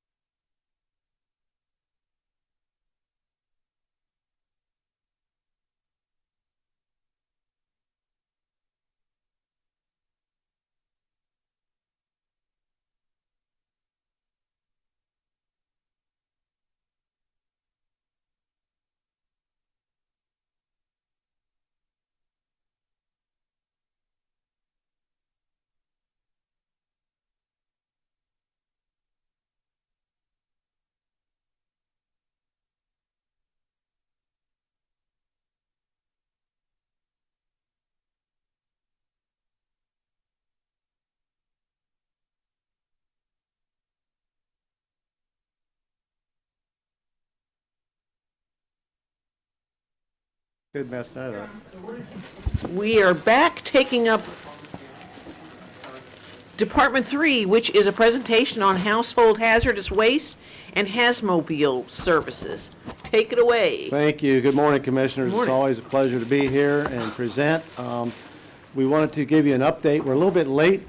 Commissioner Capps asked me about an update or a presentation on household hazardous waste quite a few months back, and I apologize, but, you know, sometimes we get sidetracked on other things just come up. But regardless, we got here today. We wanted to present you where we're at and what we're providing as far as household hazardous waste services. I have with us one of our other rising stars, Michael Carroll. Mike's our lead Haz Waste technician. We call it Haz Waste for short, and we all know what that's about. And I think many of you have visited the facility and used the facility, and we've had comments, positive comments over the years. And so I'm going to turn it over to Mike and let him present his PowerPoint. Good morning. Good morning. Hope all is well. Make sure that your mics are on. There should be a light that's on. There we go. There it Yeah. goes. Good. Good morning, Commissioners. Hope all is well. My goal here today is to give a little bit of insight on our program and what we do, not only to you all, but also to the residents of Martin County. To start off, we're located at 9155 Southwest Bush Street, Palm City. We're open Monday through Friday from 8 to 5. We're also open on Saturdays from 8 to 12. We presently have 3 technicians trained in hazardous waste operations and emergency response. It's a 40-hour class and with an 8-hour refresher every single year. Between all 3 of us, we all can assist residents in handling offloading materials as well as providing information and answering questions that they may have. Residents may dispose of up to 100 pounds of hazardous materials per day. That's a lot of hazardous materials. That's right. So any hazardous materials are classified in 4 different categories. Some materials can have only one characteristic, others can have multiple. So those 4 characteristics is they can be ignitable, paint thinners and solvents, corrosive, acids, rust removers, concrete etchers, stuff like that. Reactive, chemicals, some chemicals cannot be mixed with each other. You don't want to do that. And then the last characteristic is going to be toxic. So that would be stuff like pesticides, algicides, stuff like that. Items we do not accept is any business waste, medications, sharps, needles, compressed gas cylinders, hazardous wastes in any type of drums, tires, and appliances. Those are all the main ones that we get asked the most questions about. Why have the hazardous waste collection? It prevents environmental contamination in the water, air, and soil, protects human health. If it gets in the water, air, and soil, it's going to get into our bodies. It conserves resources through recycling of materials. It prevents accidents and fires, and it keeps sanitation workers safe. Here's our Hazmobile. The Hazmobile will provide residents with a safe and convenient way to dispose of their hazardous materials at specified locations throughout Martin County, in addition to the Household Hazardous Waste Disposal Center. Here's our schedule for the Hazmobile. We have Hope Sound is the first Wednesday of each month. Stuart is the second. Jensen Beach is the third. Salerno is the fourth. And then Tequesta is the second Friday of every month. Indiantown is the fourth Friday of every month. And for Sewell's Point, since only a few times out of the year, there's 5 Wednesdays in each month. So when this happens, we use Town Commons Park, South Sewell's Point, for that Hazmobile stop.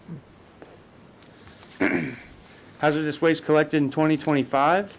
We had about 10 more tons than we did last year total, with motor oil being our most at 100 tons.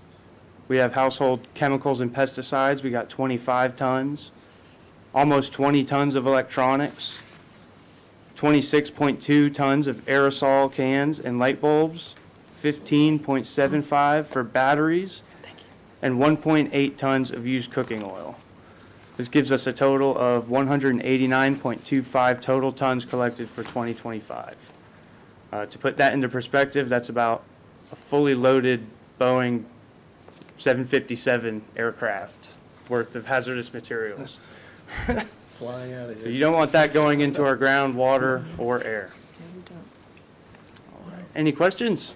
So let me jump in real quick. Thanks, Michael. That was a great presentation. Appreciate you.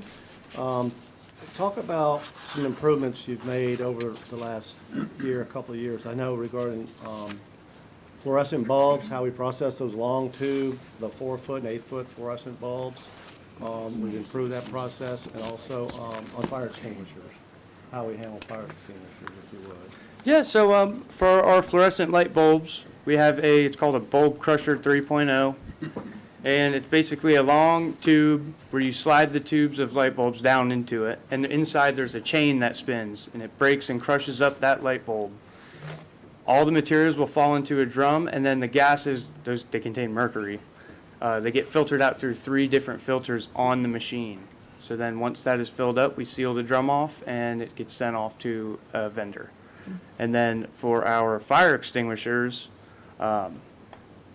we did have a company that no longer wanted to take them, so we ended up finding a company that made a machine that can take the dry chemical out of the fire extinguisher with a filter. So we now decompress those ourselves. And we're recycling those empties? Yes, and we also take the metal from that fire extinguisher, and we're able to recycle it in the metal. Yeah, previously they were just taking away the entire fire extinguisher.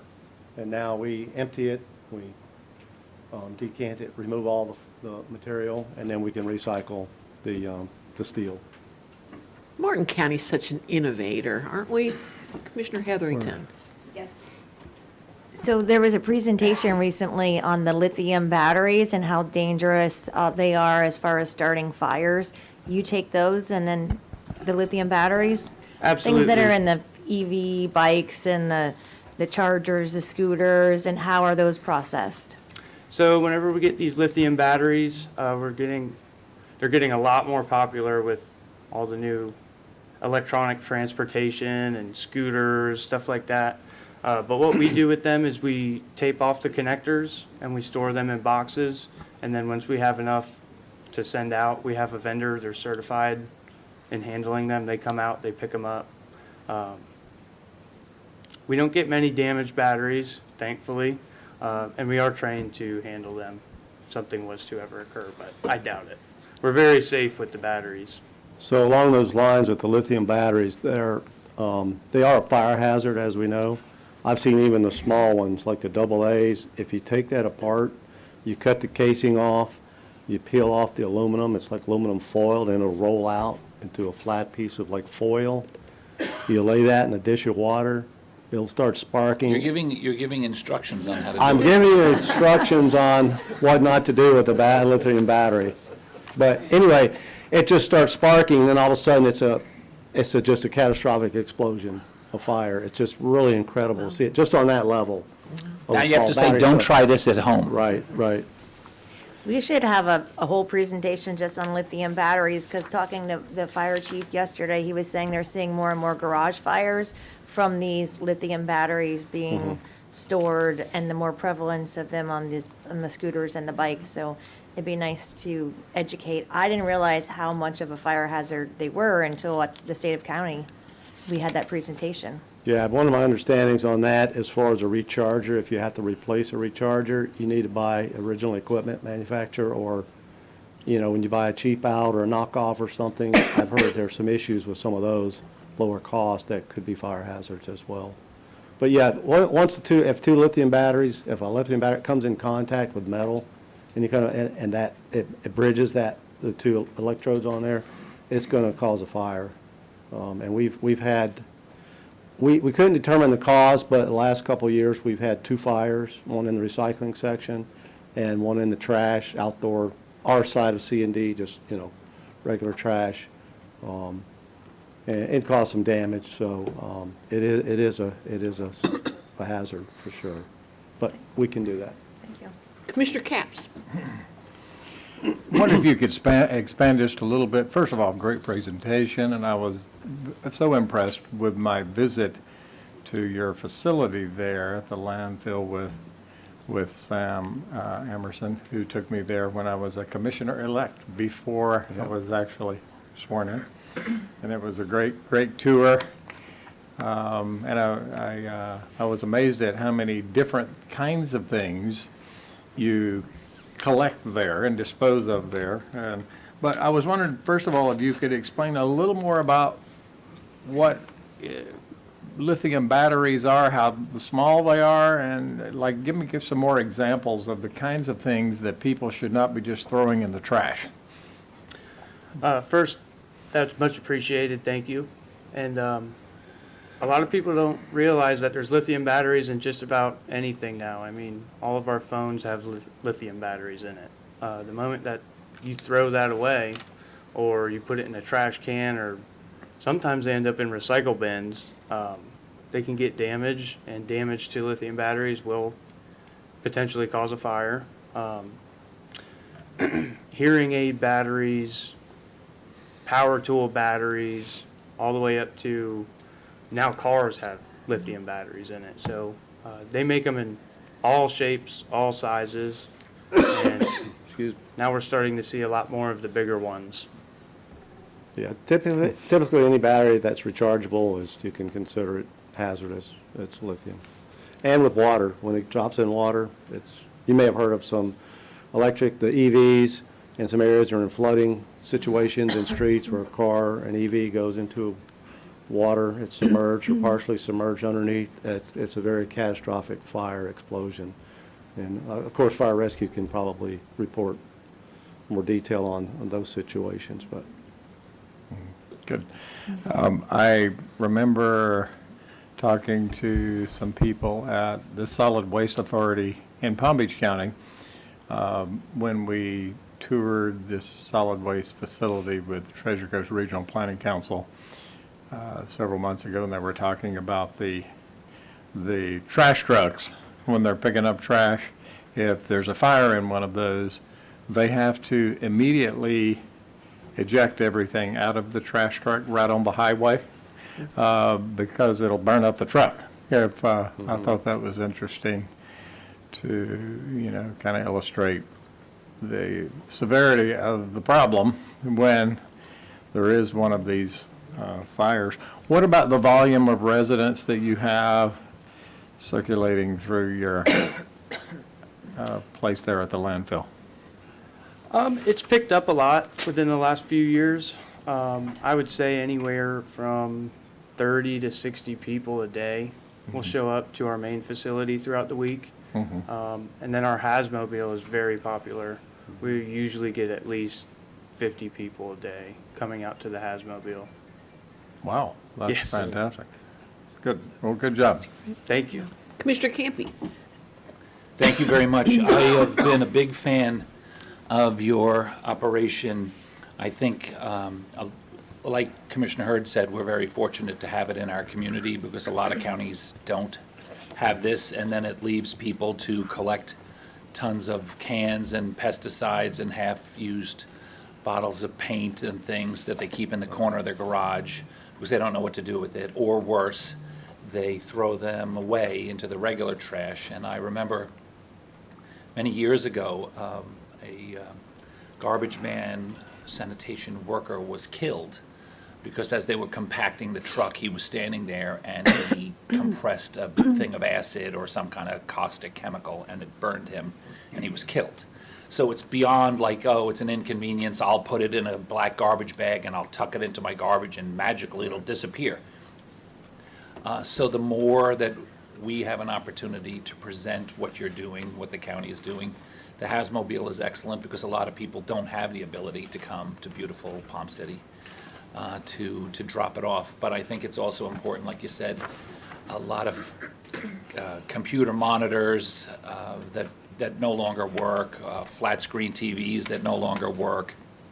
They can't just be stacked next to the garbage pail out on the curb. So we do have an option. I think if we didn't, it would be a different set of circumstances. But that being said, the lithium battery thing, I remember speaking to the chief. You mentioned it about tools. If you're a woodworker or you do any kind of contracting, even with my set, I have probably 4 or 5 battery chargers in the garage because I'm constantly charging the batteries so that they're ready to go when I need them. and the chief had said, oh, you don't want that in the garage. Well, I don't know what the other option is, you know, if you're going to be charging your batteries. So it's something that people need to take into consideration. But even with the smallest things, cell phones have been, can start catastrophic fires, just a little tiny cell phone. And you figure most of it's the phone, very little of it's the battery. So I really appreciate it. And, you know, I agree with what Mr. Amerson said.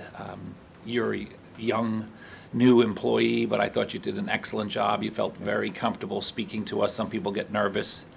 You did a terrific presentation, and we're glad to have you on the team. Thank you so much. My pleasure. Thank you. Yeah, thank you. That's an excellent presentation, and I look forward to my field trip to visit the hazmat operation. So thank you. Sounds Keep good. up the good Very work. good, thank you. Thank you so much, thank you. Now we'll take up our last item, which is a presentation on septic to sewer in Sewell's Point. The consent poll.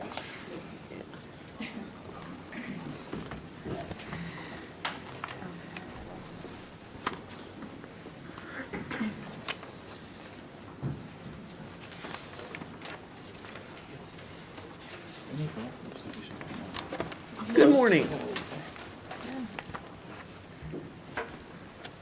Mr. Daniels, we had a consent agenda item this morning that was pulled because there were questions about the conversion from septic to sewer on Sewell's Point that was approved by this board majority back in November. There were some allegations of misrepresentations and also refusal to provide public records and reports. So can you please illuminate some of those questions for us? Okay, I apologize. I didn't know that was on the agenda today. Otherwise, I would have been here in the audience. But also, my mayor, Vinnie Burrell, is here. And of course, you know Joe Capra has been here. He's our town engineer. But anyhow, before I started almost 4 years ago, there was a study that was conducted on the feasibility for sewer system and what's the best system for the town to use. So there was a study that was conducted, and we didn't, I didn't have all of the backup reports that came from the county and came from Giffords, Webster, but we got those probably about the same time in November and shared them with everyone. So I know there was, you know, some concerns, but the actual report was studied. We paid for it, and the taxpayers paid for it, obviously, of Sewell's Point. The other thing that's kind of important to know is, because this gets battered around even within our own meetings sometimes, there's no mandatory connection. I was charged with the responsibility of coming up with a program that had no mandatory connection, no mandatory assessment, and an interlocal agreement with the county. And so far, we've been through 2 phases. Phase 2 is just finishing up, and we came back, as you mentioned, in November. We were looking, we did a survey upon the 355 individuals that we felt still needed to be serviced by sewer, and out of that, 355, the respondents were 75%. They'd connect within 3 years, and I have copies of this if you need it, but and 25% said that they wouldn't connect. So we thought that was a pretty good representation. It was good enough for our commission to approve it and to come in front of you and do that presentation we did back in November. So I think the key thing is we were up against the time frame, and you know, I know we mentioned this back in November, but our grant funding runs out in June. So we had to be able to be, you know, moving ahead. We moved ahead in good faith. We went ahead and did all the bidding process that we're supposed to do under the federal guidelines, and then we went ahead and awarded the contracts, and starting in January, they started construction. And they're down there now. We have 7 different contractors that are there doing the job so we can get this up and running by June 1st. And that's our deadline. I don't want to belabor the issue. If there's other specific questions that I can answer for you, I'm more than happy to answer them. So there is a Giffords-Webster engineering report, Yes, that was. and it's a public record? And It's a it has public been released record. as a It came- public record? Yes.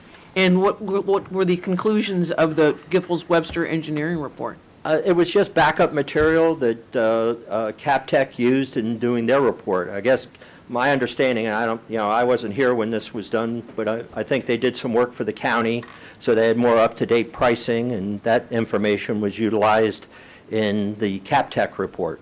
So it was just basically a reference material that CapTech Engineering utilized. And what's the cost per unit for connecting? The cost per unit right now has been what the county has been charging, and I believe it's $7,000 to $8,000. I think it's $7,000 if it's the first 365 days. And after that, because I believe you all have a grant, and I don't know what the new charges are going to be in the future, and I know my commission would like to spread out the cost factor of the connections between all of the remaining connections that are there. And what mechanism do you use to spread those out? Well, we don't know as yet. That's one of the things that I have to bring back to the commission and vote on. Mr. Campy? Thank you. Thank you for coming over with short notice, and I apologize. I had made the comment this morning that most often when people hear that their item is on the consent agenda, they figure it's on the consent agenda. And then when items are pulled, even amongst ourselves, we are notified, the five of us, if one or more pulls the consent agenda. Normally, we'll get an email that says, oh, by the way, one of the consent agenda items has been pulled. I might then use that as an opportunity to do additional research, reach out to staff for extra information. We had a situation in Palm City not that long ago where an HOA assumed, because it was the staff's recommendation was approval, it was on the consent agenda, they thought it would just walk right through, but it didn't, and the people that were opposed to it were there that day, but the people that were for it weren't. And I felt this morning was starting to seem like a deja vu of that. So the first part is, and then Commissioner Capps brought up a good point that you had mentioned, that there is a time clock running on this. So for you to be able to come over today versus having it in 2 weeks is fine. There was a public speaker this morning and one of my colleagues that had serious concerns about the process. From my perspective, and I was obviously one of the people, as you know, that voted in favor of it, and the reason I did is because 4 of your 5 commissioners agreed. There was a sampling of residents. That was the agenda item. That was the notified public advertised meeting for folks for and against to come. One of the commissioners was opposed. I thought he did an articulate presentation of his opposition, but, and it's interesting from my perspective that we're basically talking about an agenda item from another municipality. So as far as I'm concerned, one, the municipality's duly elected officials, they came forward. And I don't want to get into, I got enough of my own political ups and downs to not get into how the commission races and the politics of Sewell's Point are. And then actually several residents, I thought, made very compelling arguments about what they were personally dealing with. And then a couple that weren't able to attend that had reached out and shared very harrowing, in my opinion. If your lawn fills up with a black slick sludge during certain weather incidences and then it ebbs away and you got a black slick on your lawn. I get if you're on the high points of Sewell's Point, maybe it doesn't affect you that much, but I also thought that what the request was not that out of question for what I thought we could do. Mr. Donaldson and I had a brief conversation today that maybe, we might be under the misunderstanding of what today's consent agenda item actually was. Do you want me to reiterate it, or do you want to explain what you had said to me, Mr. Donaldson? Just simply that the board already approved the Sewell's Point to use grinders as the method of serving Sewell's Point for our utility operations. Today's agenda item is a contract just so that when they're complete, how the infrastructure will be transferred to the county. So that's really what is on today's agenda, which is our acceptance of the infrastructure into our system once it's complete. So what that means to me is that in November, 3 of us agreed to let you move forward, and you have. Yes. Today is not a matter of, yes, you can move forward, or no, you can't. It's just a matter of, once your project's done, who will be responsible for taking care of it? And that's going to be us, which I'm perfectly comfortable with that. And I look over at our solid waste utilities folks, and they're both shaking their head that they are okay with that as well. So as far as I'm concerned, there's a lot going on in Sewell's Point with the ups and downs and who said what and who showed what and what hasn't happened there. But I have not wavered from my opinion to allow you for 2 reasons. One, I think it's very important that as a community, including the municipalities within our county, that we all continue to move away from from septic systems to sewer. You don't have to be an environmental engineer to realize, especially in your location with water on both sides, but anywhere in the county, probably anywhere in the state, you don't have to be an environmental engineer to realize that getting away from septic systems, currently, where I live, we have one. And so does everybody else in the neighborhood. And they're only as good as the worst one. So with that in mind, I would make a motion to accept staff's recommendation for this consent agenda item. I appreciate the 2 of you coming forward. And if there's politics that need to go up and down and frustration within your municipality, that's worked out in your village hall and in your ballot boxes, not here. Thank you. Commissioner Vargas. Yeah, I have grave concerns, and I told you that. Now, you met with me before I was even elected to office. Do you remember meeting with me and giving me this report? This is a draft report. This Yes, is ma'am. not a final report. There's a lot of inconsistencies. We have people here that do have facts and figures here. Actually, there were not 86% or 75% of the homes that wanted to have the connection, and it's not forced. And there's no monetary retribution if they don't. So all this about, well, everybody has to connect and, this is where we're going or whatever. No, it's not like that. You just told us that. So That's I don't correct. quite understand what the argument is for this then. I mean, we have some people, if you'd like to come up and address again, please do. And I invite you to, because you live in that area. You know these folks here. You know what's been done or hasn't been done properly. So please, Well, address if I this may, commission. can I address your comments that you just made? Okay? We surveyed 355 people that were not going to get serviced out of the original amount that the county had authorized us. Now, we just didn't take a survey. We went ahead and mailed a survey form to each one of those residents. That's what I'm showing you here. And we've got all the facts and figures back in town hall. We've showed them.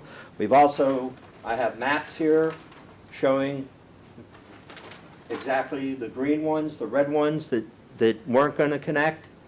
But the bottom line is, it's a problem with the environment. Nobody can differ from that. And the other issue is, we've already moved forward in good faith. We've trusted this commission, and this is more, in my mind, this is more of a housekeeping situation on what we're going to do, how we turn it over, what we have to give, a bill of sale, those type of things that are in there, by a document that was created by your county attorney's office. So I don't feel that we need to sit here and rehash this whole thing. I know this is your ballpark, and you can do what you'd like to do, but I'm just trying to keep this on a positive note. We have a great relationship, and I just don't want to see anything tarnished, because if we get into a situation where we have contractors out there that I can't pay because we can't do the system and we don't have the grant money, it's going to have a big financial impact on our residents. All right, but let me say something else, and I said this before, and I wish my colleagues would listen. Your emergency, well, you can laugh, but this is not a laughing situation. With all due respect, we're listening to With everything you all say. due Don't say respect we're not yourself, listening to you. you We're don't listening. listen, because I you wish I don't, didn't people hear as call much as I me, hear. people call me because nobody is listening. Okay. That's That's your- why, and you've been that's here a your long opinion. time, so take it for that. The thing is that residents cannot get accurate reports. They're changed, it doesn't exist, this sort of thing. I get the phone calls I feel I need to meet with these folks. That's what our job is here. If somebody else differs, then they have to deal with that. But your emergency was not our emergency. And you say, well, the grant's going to expire, da, da. No, that wasn't our emergency, and this was pushed way up to the top of the list. This was way down. And we've had this discussion, we had in the last meeting. I was one of those that was opposed. You still haven't convinced me.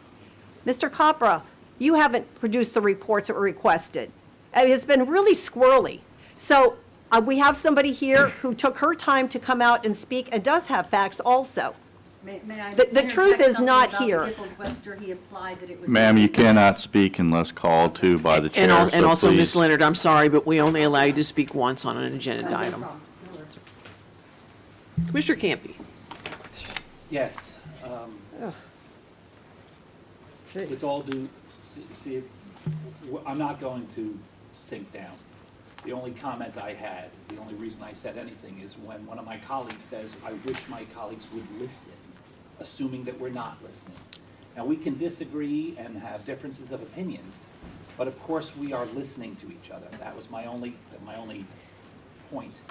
The other thing, the reason that there's 5 of us and an odd number is because in November, a presentation was made, and with all due respect to all of my colleagues, you guys presented your information. It was the mics, this is the last day with the mics, by the way. Your experts, your elected officials, and you, sir, and your residents made a presentation. It passed 3-2. Commissioner Hurd had her own reasons for vote for denial. Commissioner Vargas, obviously, we've heard her. She is not interested. She voted no. 3 of us voted yes. You took that because that's the way the system works. Now, even the 2 no's can be passionate about their objections and opposition, but 3 said yes. That's how the system works. Whether it's your first day or your 20th year, that's how the system works. 3 of us said yes, our staff agreed, and you moved forward in good faith like you mentioned. So what we're discussing today is not a rehash of the November agenda item. It's specifically who will manage the project when it's done. I read through this entire thing, Ms. Leonard, very well done. I literally read during the break and during the meeting, I read through it, very well done. I don't have time to review and necessarily prove if you said, she said, someone else said, but this is very well done. That being said, that's not the item that we're discussing today. It's once the project's done, that was approved by 3 commissioners, a majority, who's going to take care of it? And that's the motion that I made. We can beat the drum. I don't mind. It's early. It's only 11:30. We can beat the drum if you want. We can ask for more people to come up. But your duly elected majority said, let's move forward. Our duly elected majority said, we agree, and that's where we are. Thank you. Commissioner Capps. Thank you, Town Manager Daniels, and welcome to the County Chambers, Mayor Vinnie Burrell. Good to see you. Appreciate you all coming on such short notice. I would like to second Commissioner Campy's motion.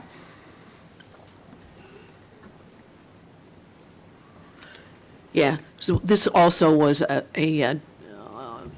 the approval of this was a deviation from a long-time utility policy, and that's of concern to me.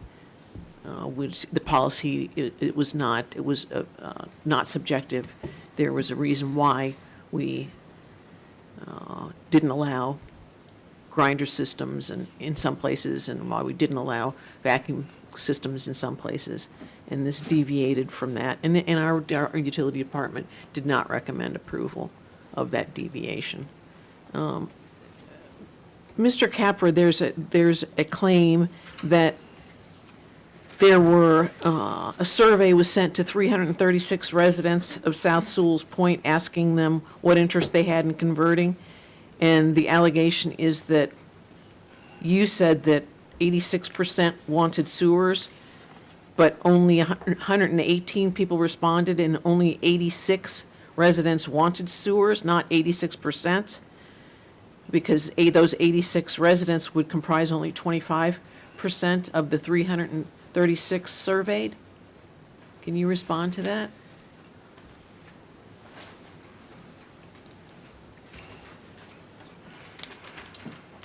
So let me just, first of all, Joe Capper for the record, okay? And I'm just going to say a couple things, trying to keep this as civil as I can, because I've been their engineer since 1980, since Speak right into the mic. 1988. And I've worked through many commissioners, and every time, those commissioners and this commissioner have always got along, okay? And for some reason, there seems to be this opinion now that they're not getting along. But I just want to make sure everybody's clear, and I'm sorry, Ms. Vargas, but I've been here a long time, and you don't stay an engineer or a manager for some place for that many years without telling the truth, okay? And that's what I'm an honorable person, I'm a Christian, and I do say things that are accurate. So, first of all, as far as percentages, we did say, when I talked in the last meeting, okay, and I just want to make sure, we've had 2 surveys, okay? One we did a couple years ago, and that we were trying to figure out was there an interest in hooking up to sewers? And we had the majority of people in that survey. So when you ask about a specific survey, I will get mixed up between the 2 of them today because I don't have both surveys in front of me. What Mr. Daniels presented to you today is the second survey we did, which was in the last year, okay? And that survey had a percentage of people, okay? So I just want you to know, we've always had the majority of the people wanted to survey. Have all 355 or 200 or 706 residents signed up or looked at the survey and said they were for it? No, we did not have that. But the majority of the people that did turn in their survey wanted sewers, okay? And we went forward with that, okay? Now, we've had 2 programs out there so far, just so you know. 169 grinders we put out there first, and we had, at the time I came in here in November, 22% of those have hooked up. Just so you know, the number today is closer to, I think it was about 40-something%. Only because you're keeping track of these percentages, you need to look at that.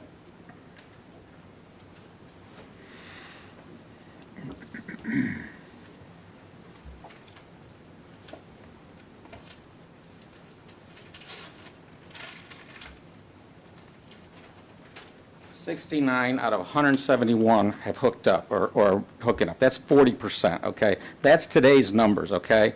And on top of that, since you approved this in November, we have had numerous people that have wanted sewers call us up and want to hook up on how fast are they going to get them. So therefore, we move forward.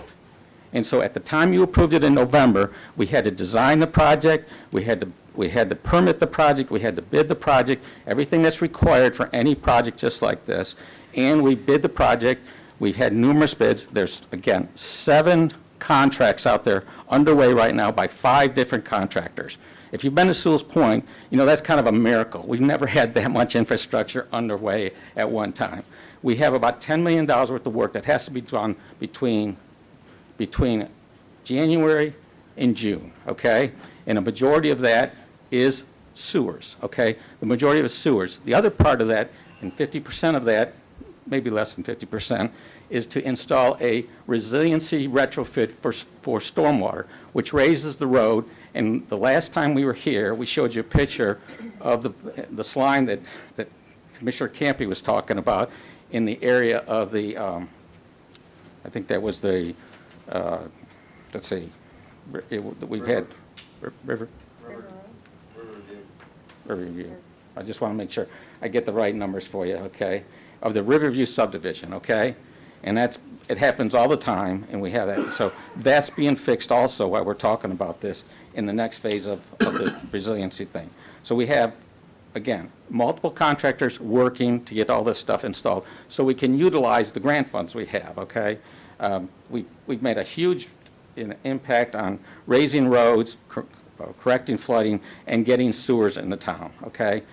We did the study. So you keep complaining about the study. I'm just going to be honest with you. I did a study. I hired Giffords. Let me to be honest with you. Giffords is a great engineering firm. They have worked for the county numerous times on vacuum systems. They were experts in it, okay? They gave me a study. They talked about how we could do vacuum and grinders and gravity in multiple combinations, okay? Unfortunately, my board, okay, they were specific. No mandatory hookup, no mandatory assessment, okay? Those are what my board wanted, okay? You could not do that with a vacuum system, okay? It would not work, and we didn't have the money for that, okay? So therefore, that's why we have the study. So I produced a study on top of their study. I utilized majority of their items in my study. It is an appendix to my study, okay? It has been given to the board. It has been given to the residents. It was provided to them. It's clearly shown, and I can tell you the dates and times of that. It was clearly shown in the report that I sent to you on the 18th, okay, that we did that, and it was clearly shown when we gave you that, okay? And it was October of 2025, okay? So we've had the study, their study is an appendices to my study, okay? It's clearly stated what we're doing, why we're doing what we are. We didn't not use items. We used items because it was a very good information. But you got to remember, I have to do the work for my board, just like your staff does it for your board, okay? The point is, we had specific criteria we had to follow, and that's what we've done. I'm not trying to hide anything. I can tell you we have an umpteen number of meetings on septic to sewer. I've been working on septic to sewer in Sewell's Point for over 20 years, okay? And quite frankly, when I see an opportunity that we're going to get this thing put in place, I'm going to take it. And guess what that was? No mandatory hookup, no mandatory assessment. And guess what? We also went after a grant to get that all done. So I'm sorry that you don't believe that we were upfront with our residents. We were more than upfront. We've had two surveys. We've had people come in all the time asking us to hook up, and when can they hook up? And again, when you told us in November to go forward, I mean, just to get all those things put in place before November, before January for construction, it's going to be a miracle to finish this, but we're getting it done. We have multiple contractors, and they're working every day on this project. So this is not the time to stop the project, to be honest with you. And all we're asking you for today is, okay, we went through a permitting process. Your staff reviewed everything. We're just saying when we're done with this, we built this project per your criteria and your requirements, and now we just want you to be able to maintain it. And we've always done that on every project we work for out there. You provide our utility service. And that's what we've been doing. So none of these Sewell's Point residents have been assessed? The way it works, okay, the way our grant works is we do have a match requirement, okay? But basically, the construction of the lines out there, the design and construction of those lines get paid for by the grant, okay? Our residents, when the lines are built and certified as complete, your staff puts out a letter says the sewers are available for use now, okay? That means the residents go out there, go into your office at Martin County Utilities, and they basically ask for service. What they then do is give you a check for that number. That number, as we stated in all the reports, is between $8,000 and $12,000 a connection, okay?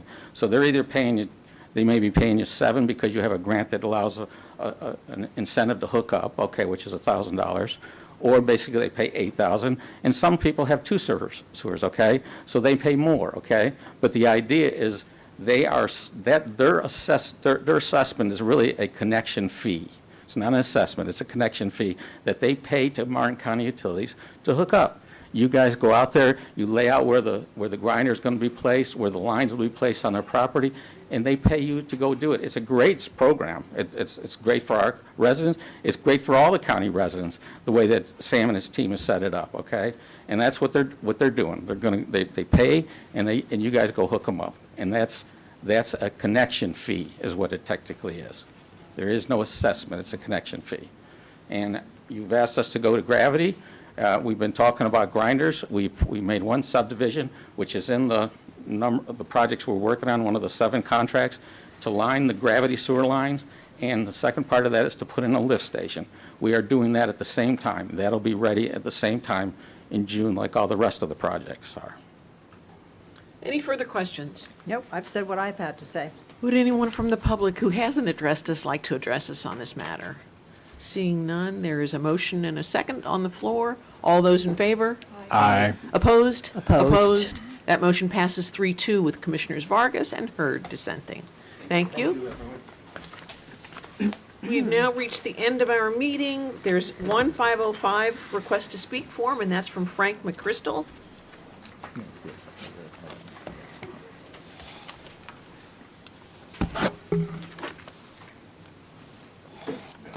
Good morning. Y'all got another long day today for you guys. I won't pile on.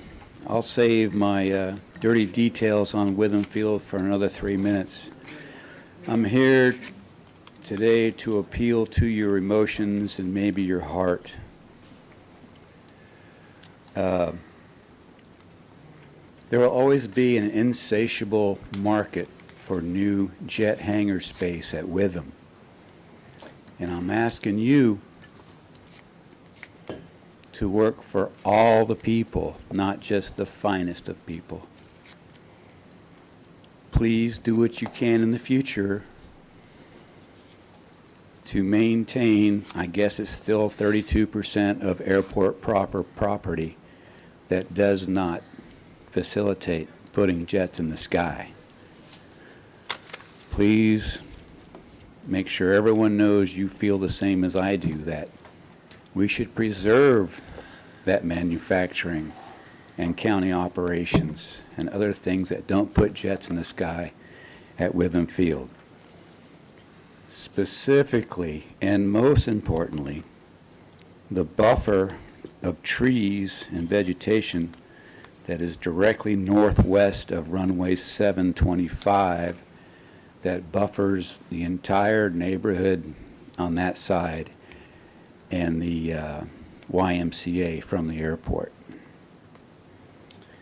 So throw us a bone and do what you can to stop the bleeding and stop the negative effects of Witham Field upon the community around it. Appreciate it. On another note, I would hope that you would join me in my thoughts on the subject of data centers in Martin County. And my first thought is, over my dead body. Thank you. Commissioner comments. Commissioner Heatherington. I'm all set for today, thank you. Commissioner Campy. I have a couple. One, I appreciate the fact that we've come up with these new microphone systems. However, the on and off part, I watched the LPA meeting the other day, and for the folks that are watching at home, when you hear it on TV, if the microphone is not on, it's very difficult to hear. The last system, I guess it needed an update, but the concept of having them on and off, and to have someone have to stop what they're doing in the control room to come in here and say, by the time they've done that, we could be, anyone could be well into the comments. I think we need to, I like the new mic, but maybe they have to be hot mics during the meetings, because the on and off, for whatever level of convenience that could potentially be, I think is more frustration for residents that are taking the time to watch the meeting when they can't hear staff or commissioners or the public making comments. Secondly, I'd like to formally request that we form a committee to discuss bringing forward criteria and guidelines for commissioner expenses. I think that that should be the administrator, someone, if not Ms. Timmons herself, someone that she picks from the clerk of the court, comptroller's office, and someone from the OMB department to set parameters. I know there's been a lot of conversation recently in some social media post going around on who's spending what. There was a Taxpayers Association white paper, who's spending what. And part of it is that if there is not criteria and guidelines, then anything is possible and no one would know what they can and cannot do. I think that makes perfectly great sense. I think every resident would agree that that should be a thing. And finally, I'd also like to have, for I guess all 5 of us, to do a review of our participation in NACO, the National Association of Counties. I know that Commissioner Smith had gotten involved in that in the last couple of years, held some leadership positions on subcommittees and committees, and that was sort of his thing. He was also a former president of the Florida Association of Counties, and he had pitched that to us. I'm not sure what the financial impact to taxpayers is on that. I'm not sure of the value for Martin County residents of us having representation on that. I know it's expensive to travel. They meet either in Washington, D.C. or throughout the United States during different points of the year. So I'm interested in finding out if that's something that's necessary for us to continue to participate in. I think it's probably just a lot of money for us to be represented, and not necessarily any more effectively than if we were just hearing about it.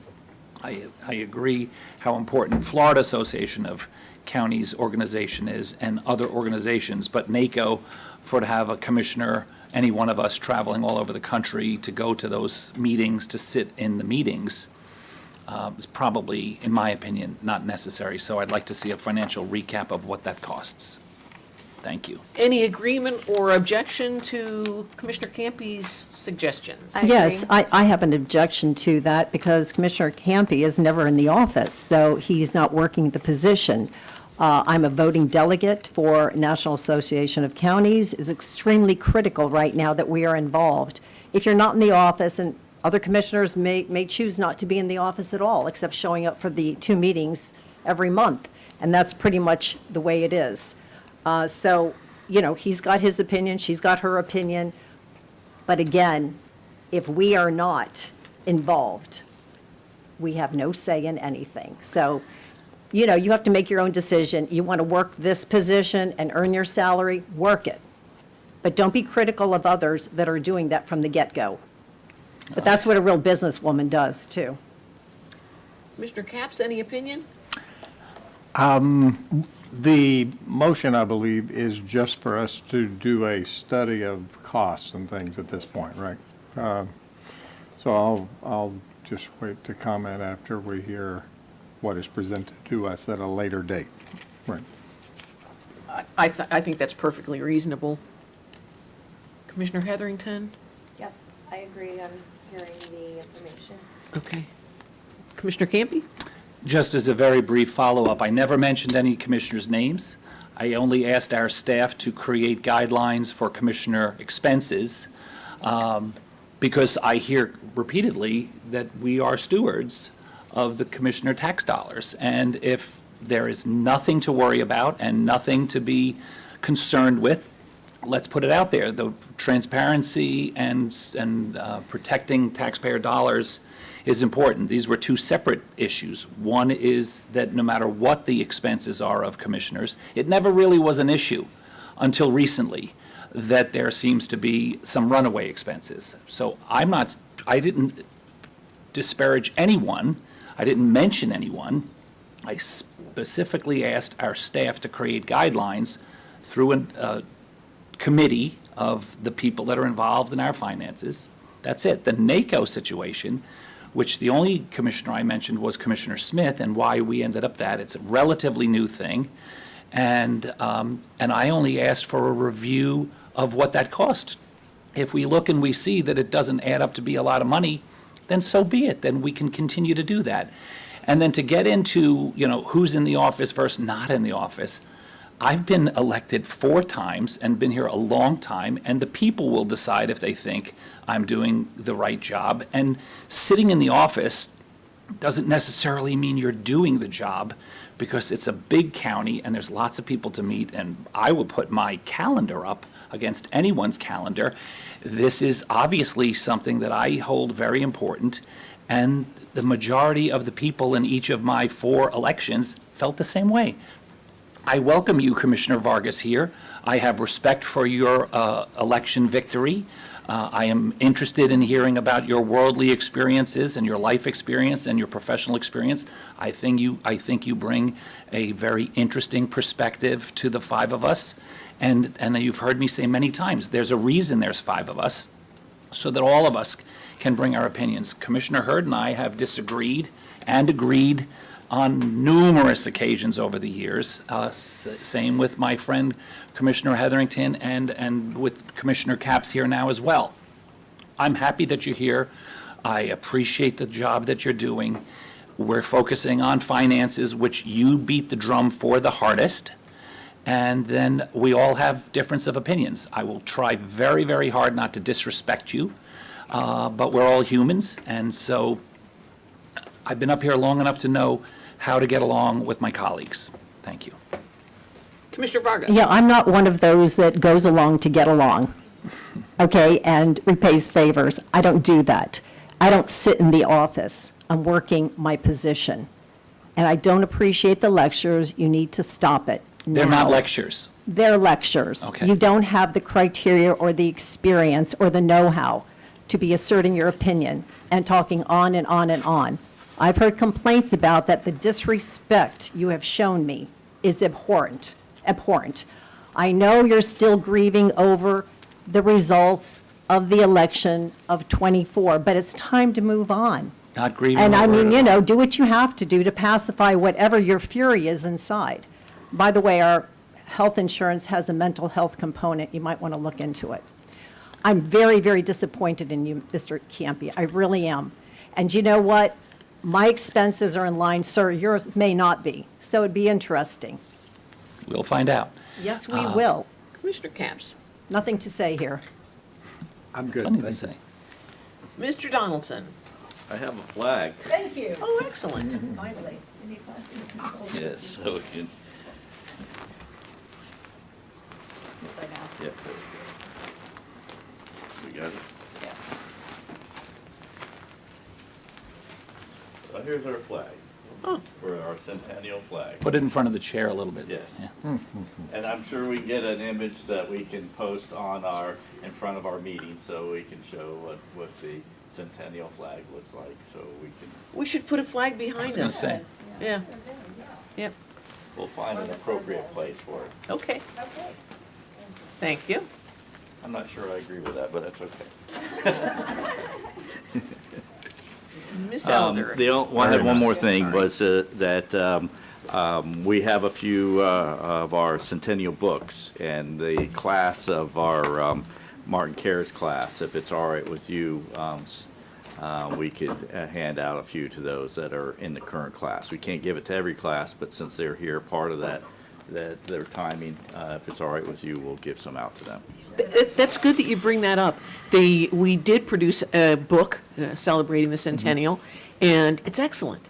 It's really, really good. So residents who are interested in Martin County's history, please make sure that you find a copy, and you will be very glad that you did. Yeah, the Historical Society is selling them, and so is our Arts Council. Yeah.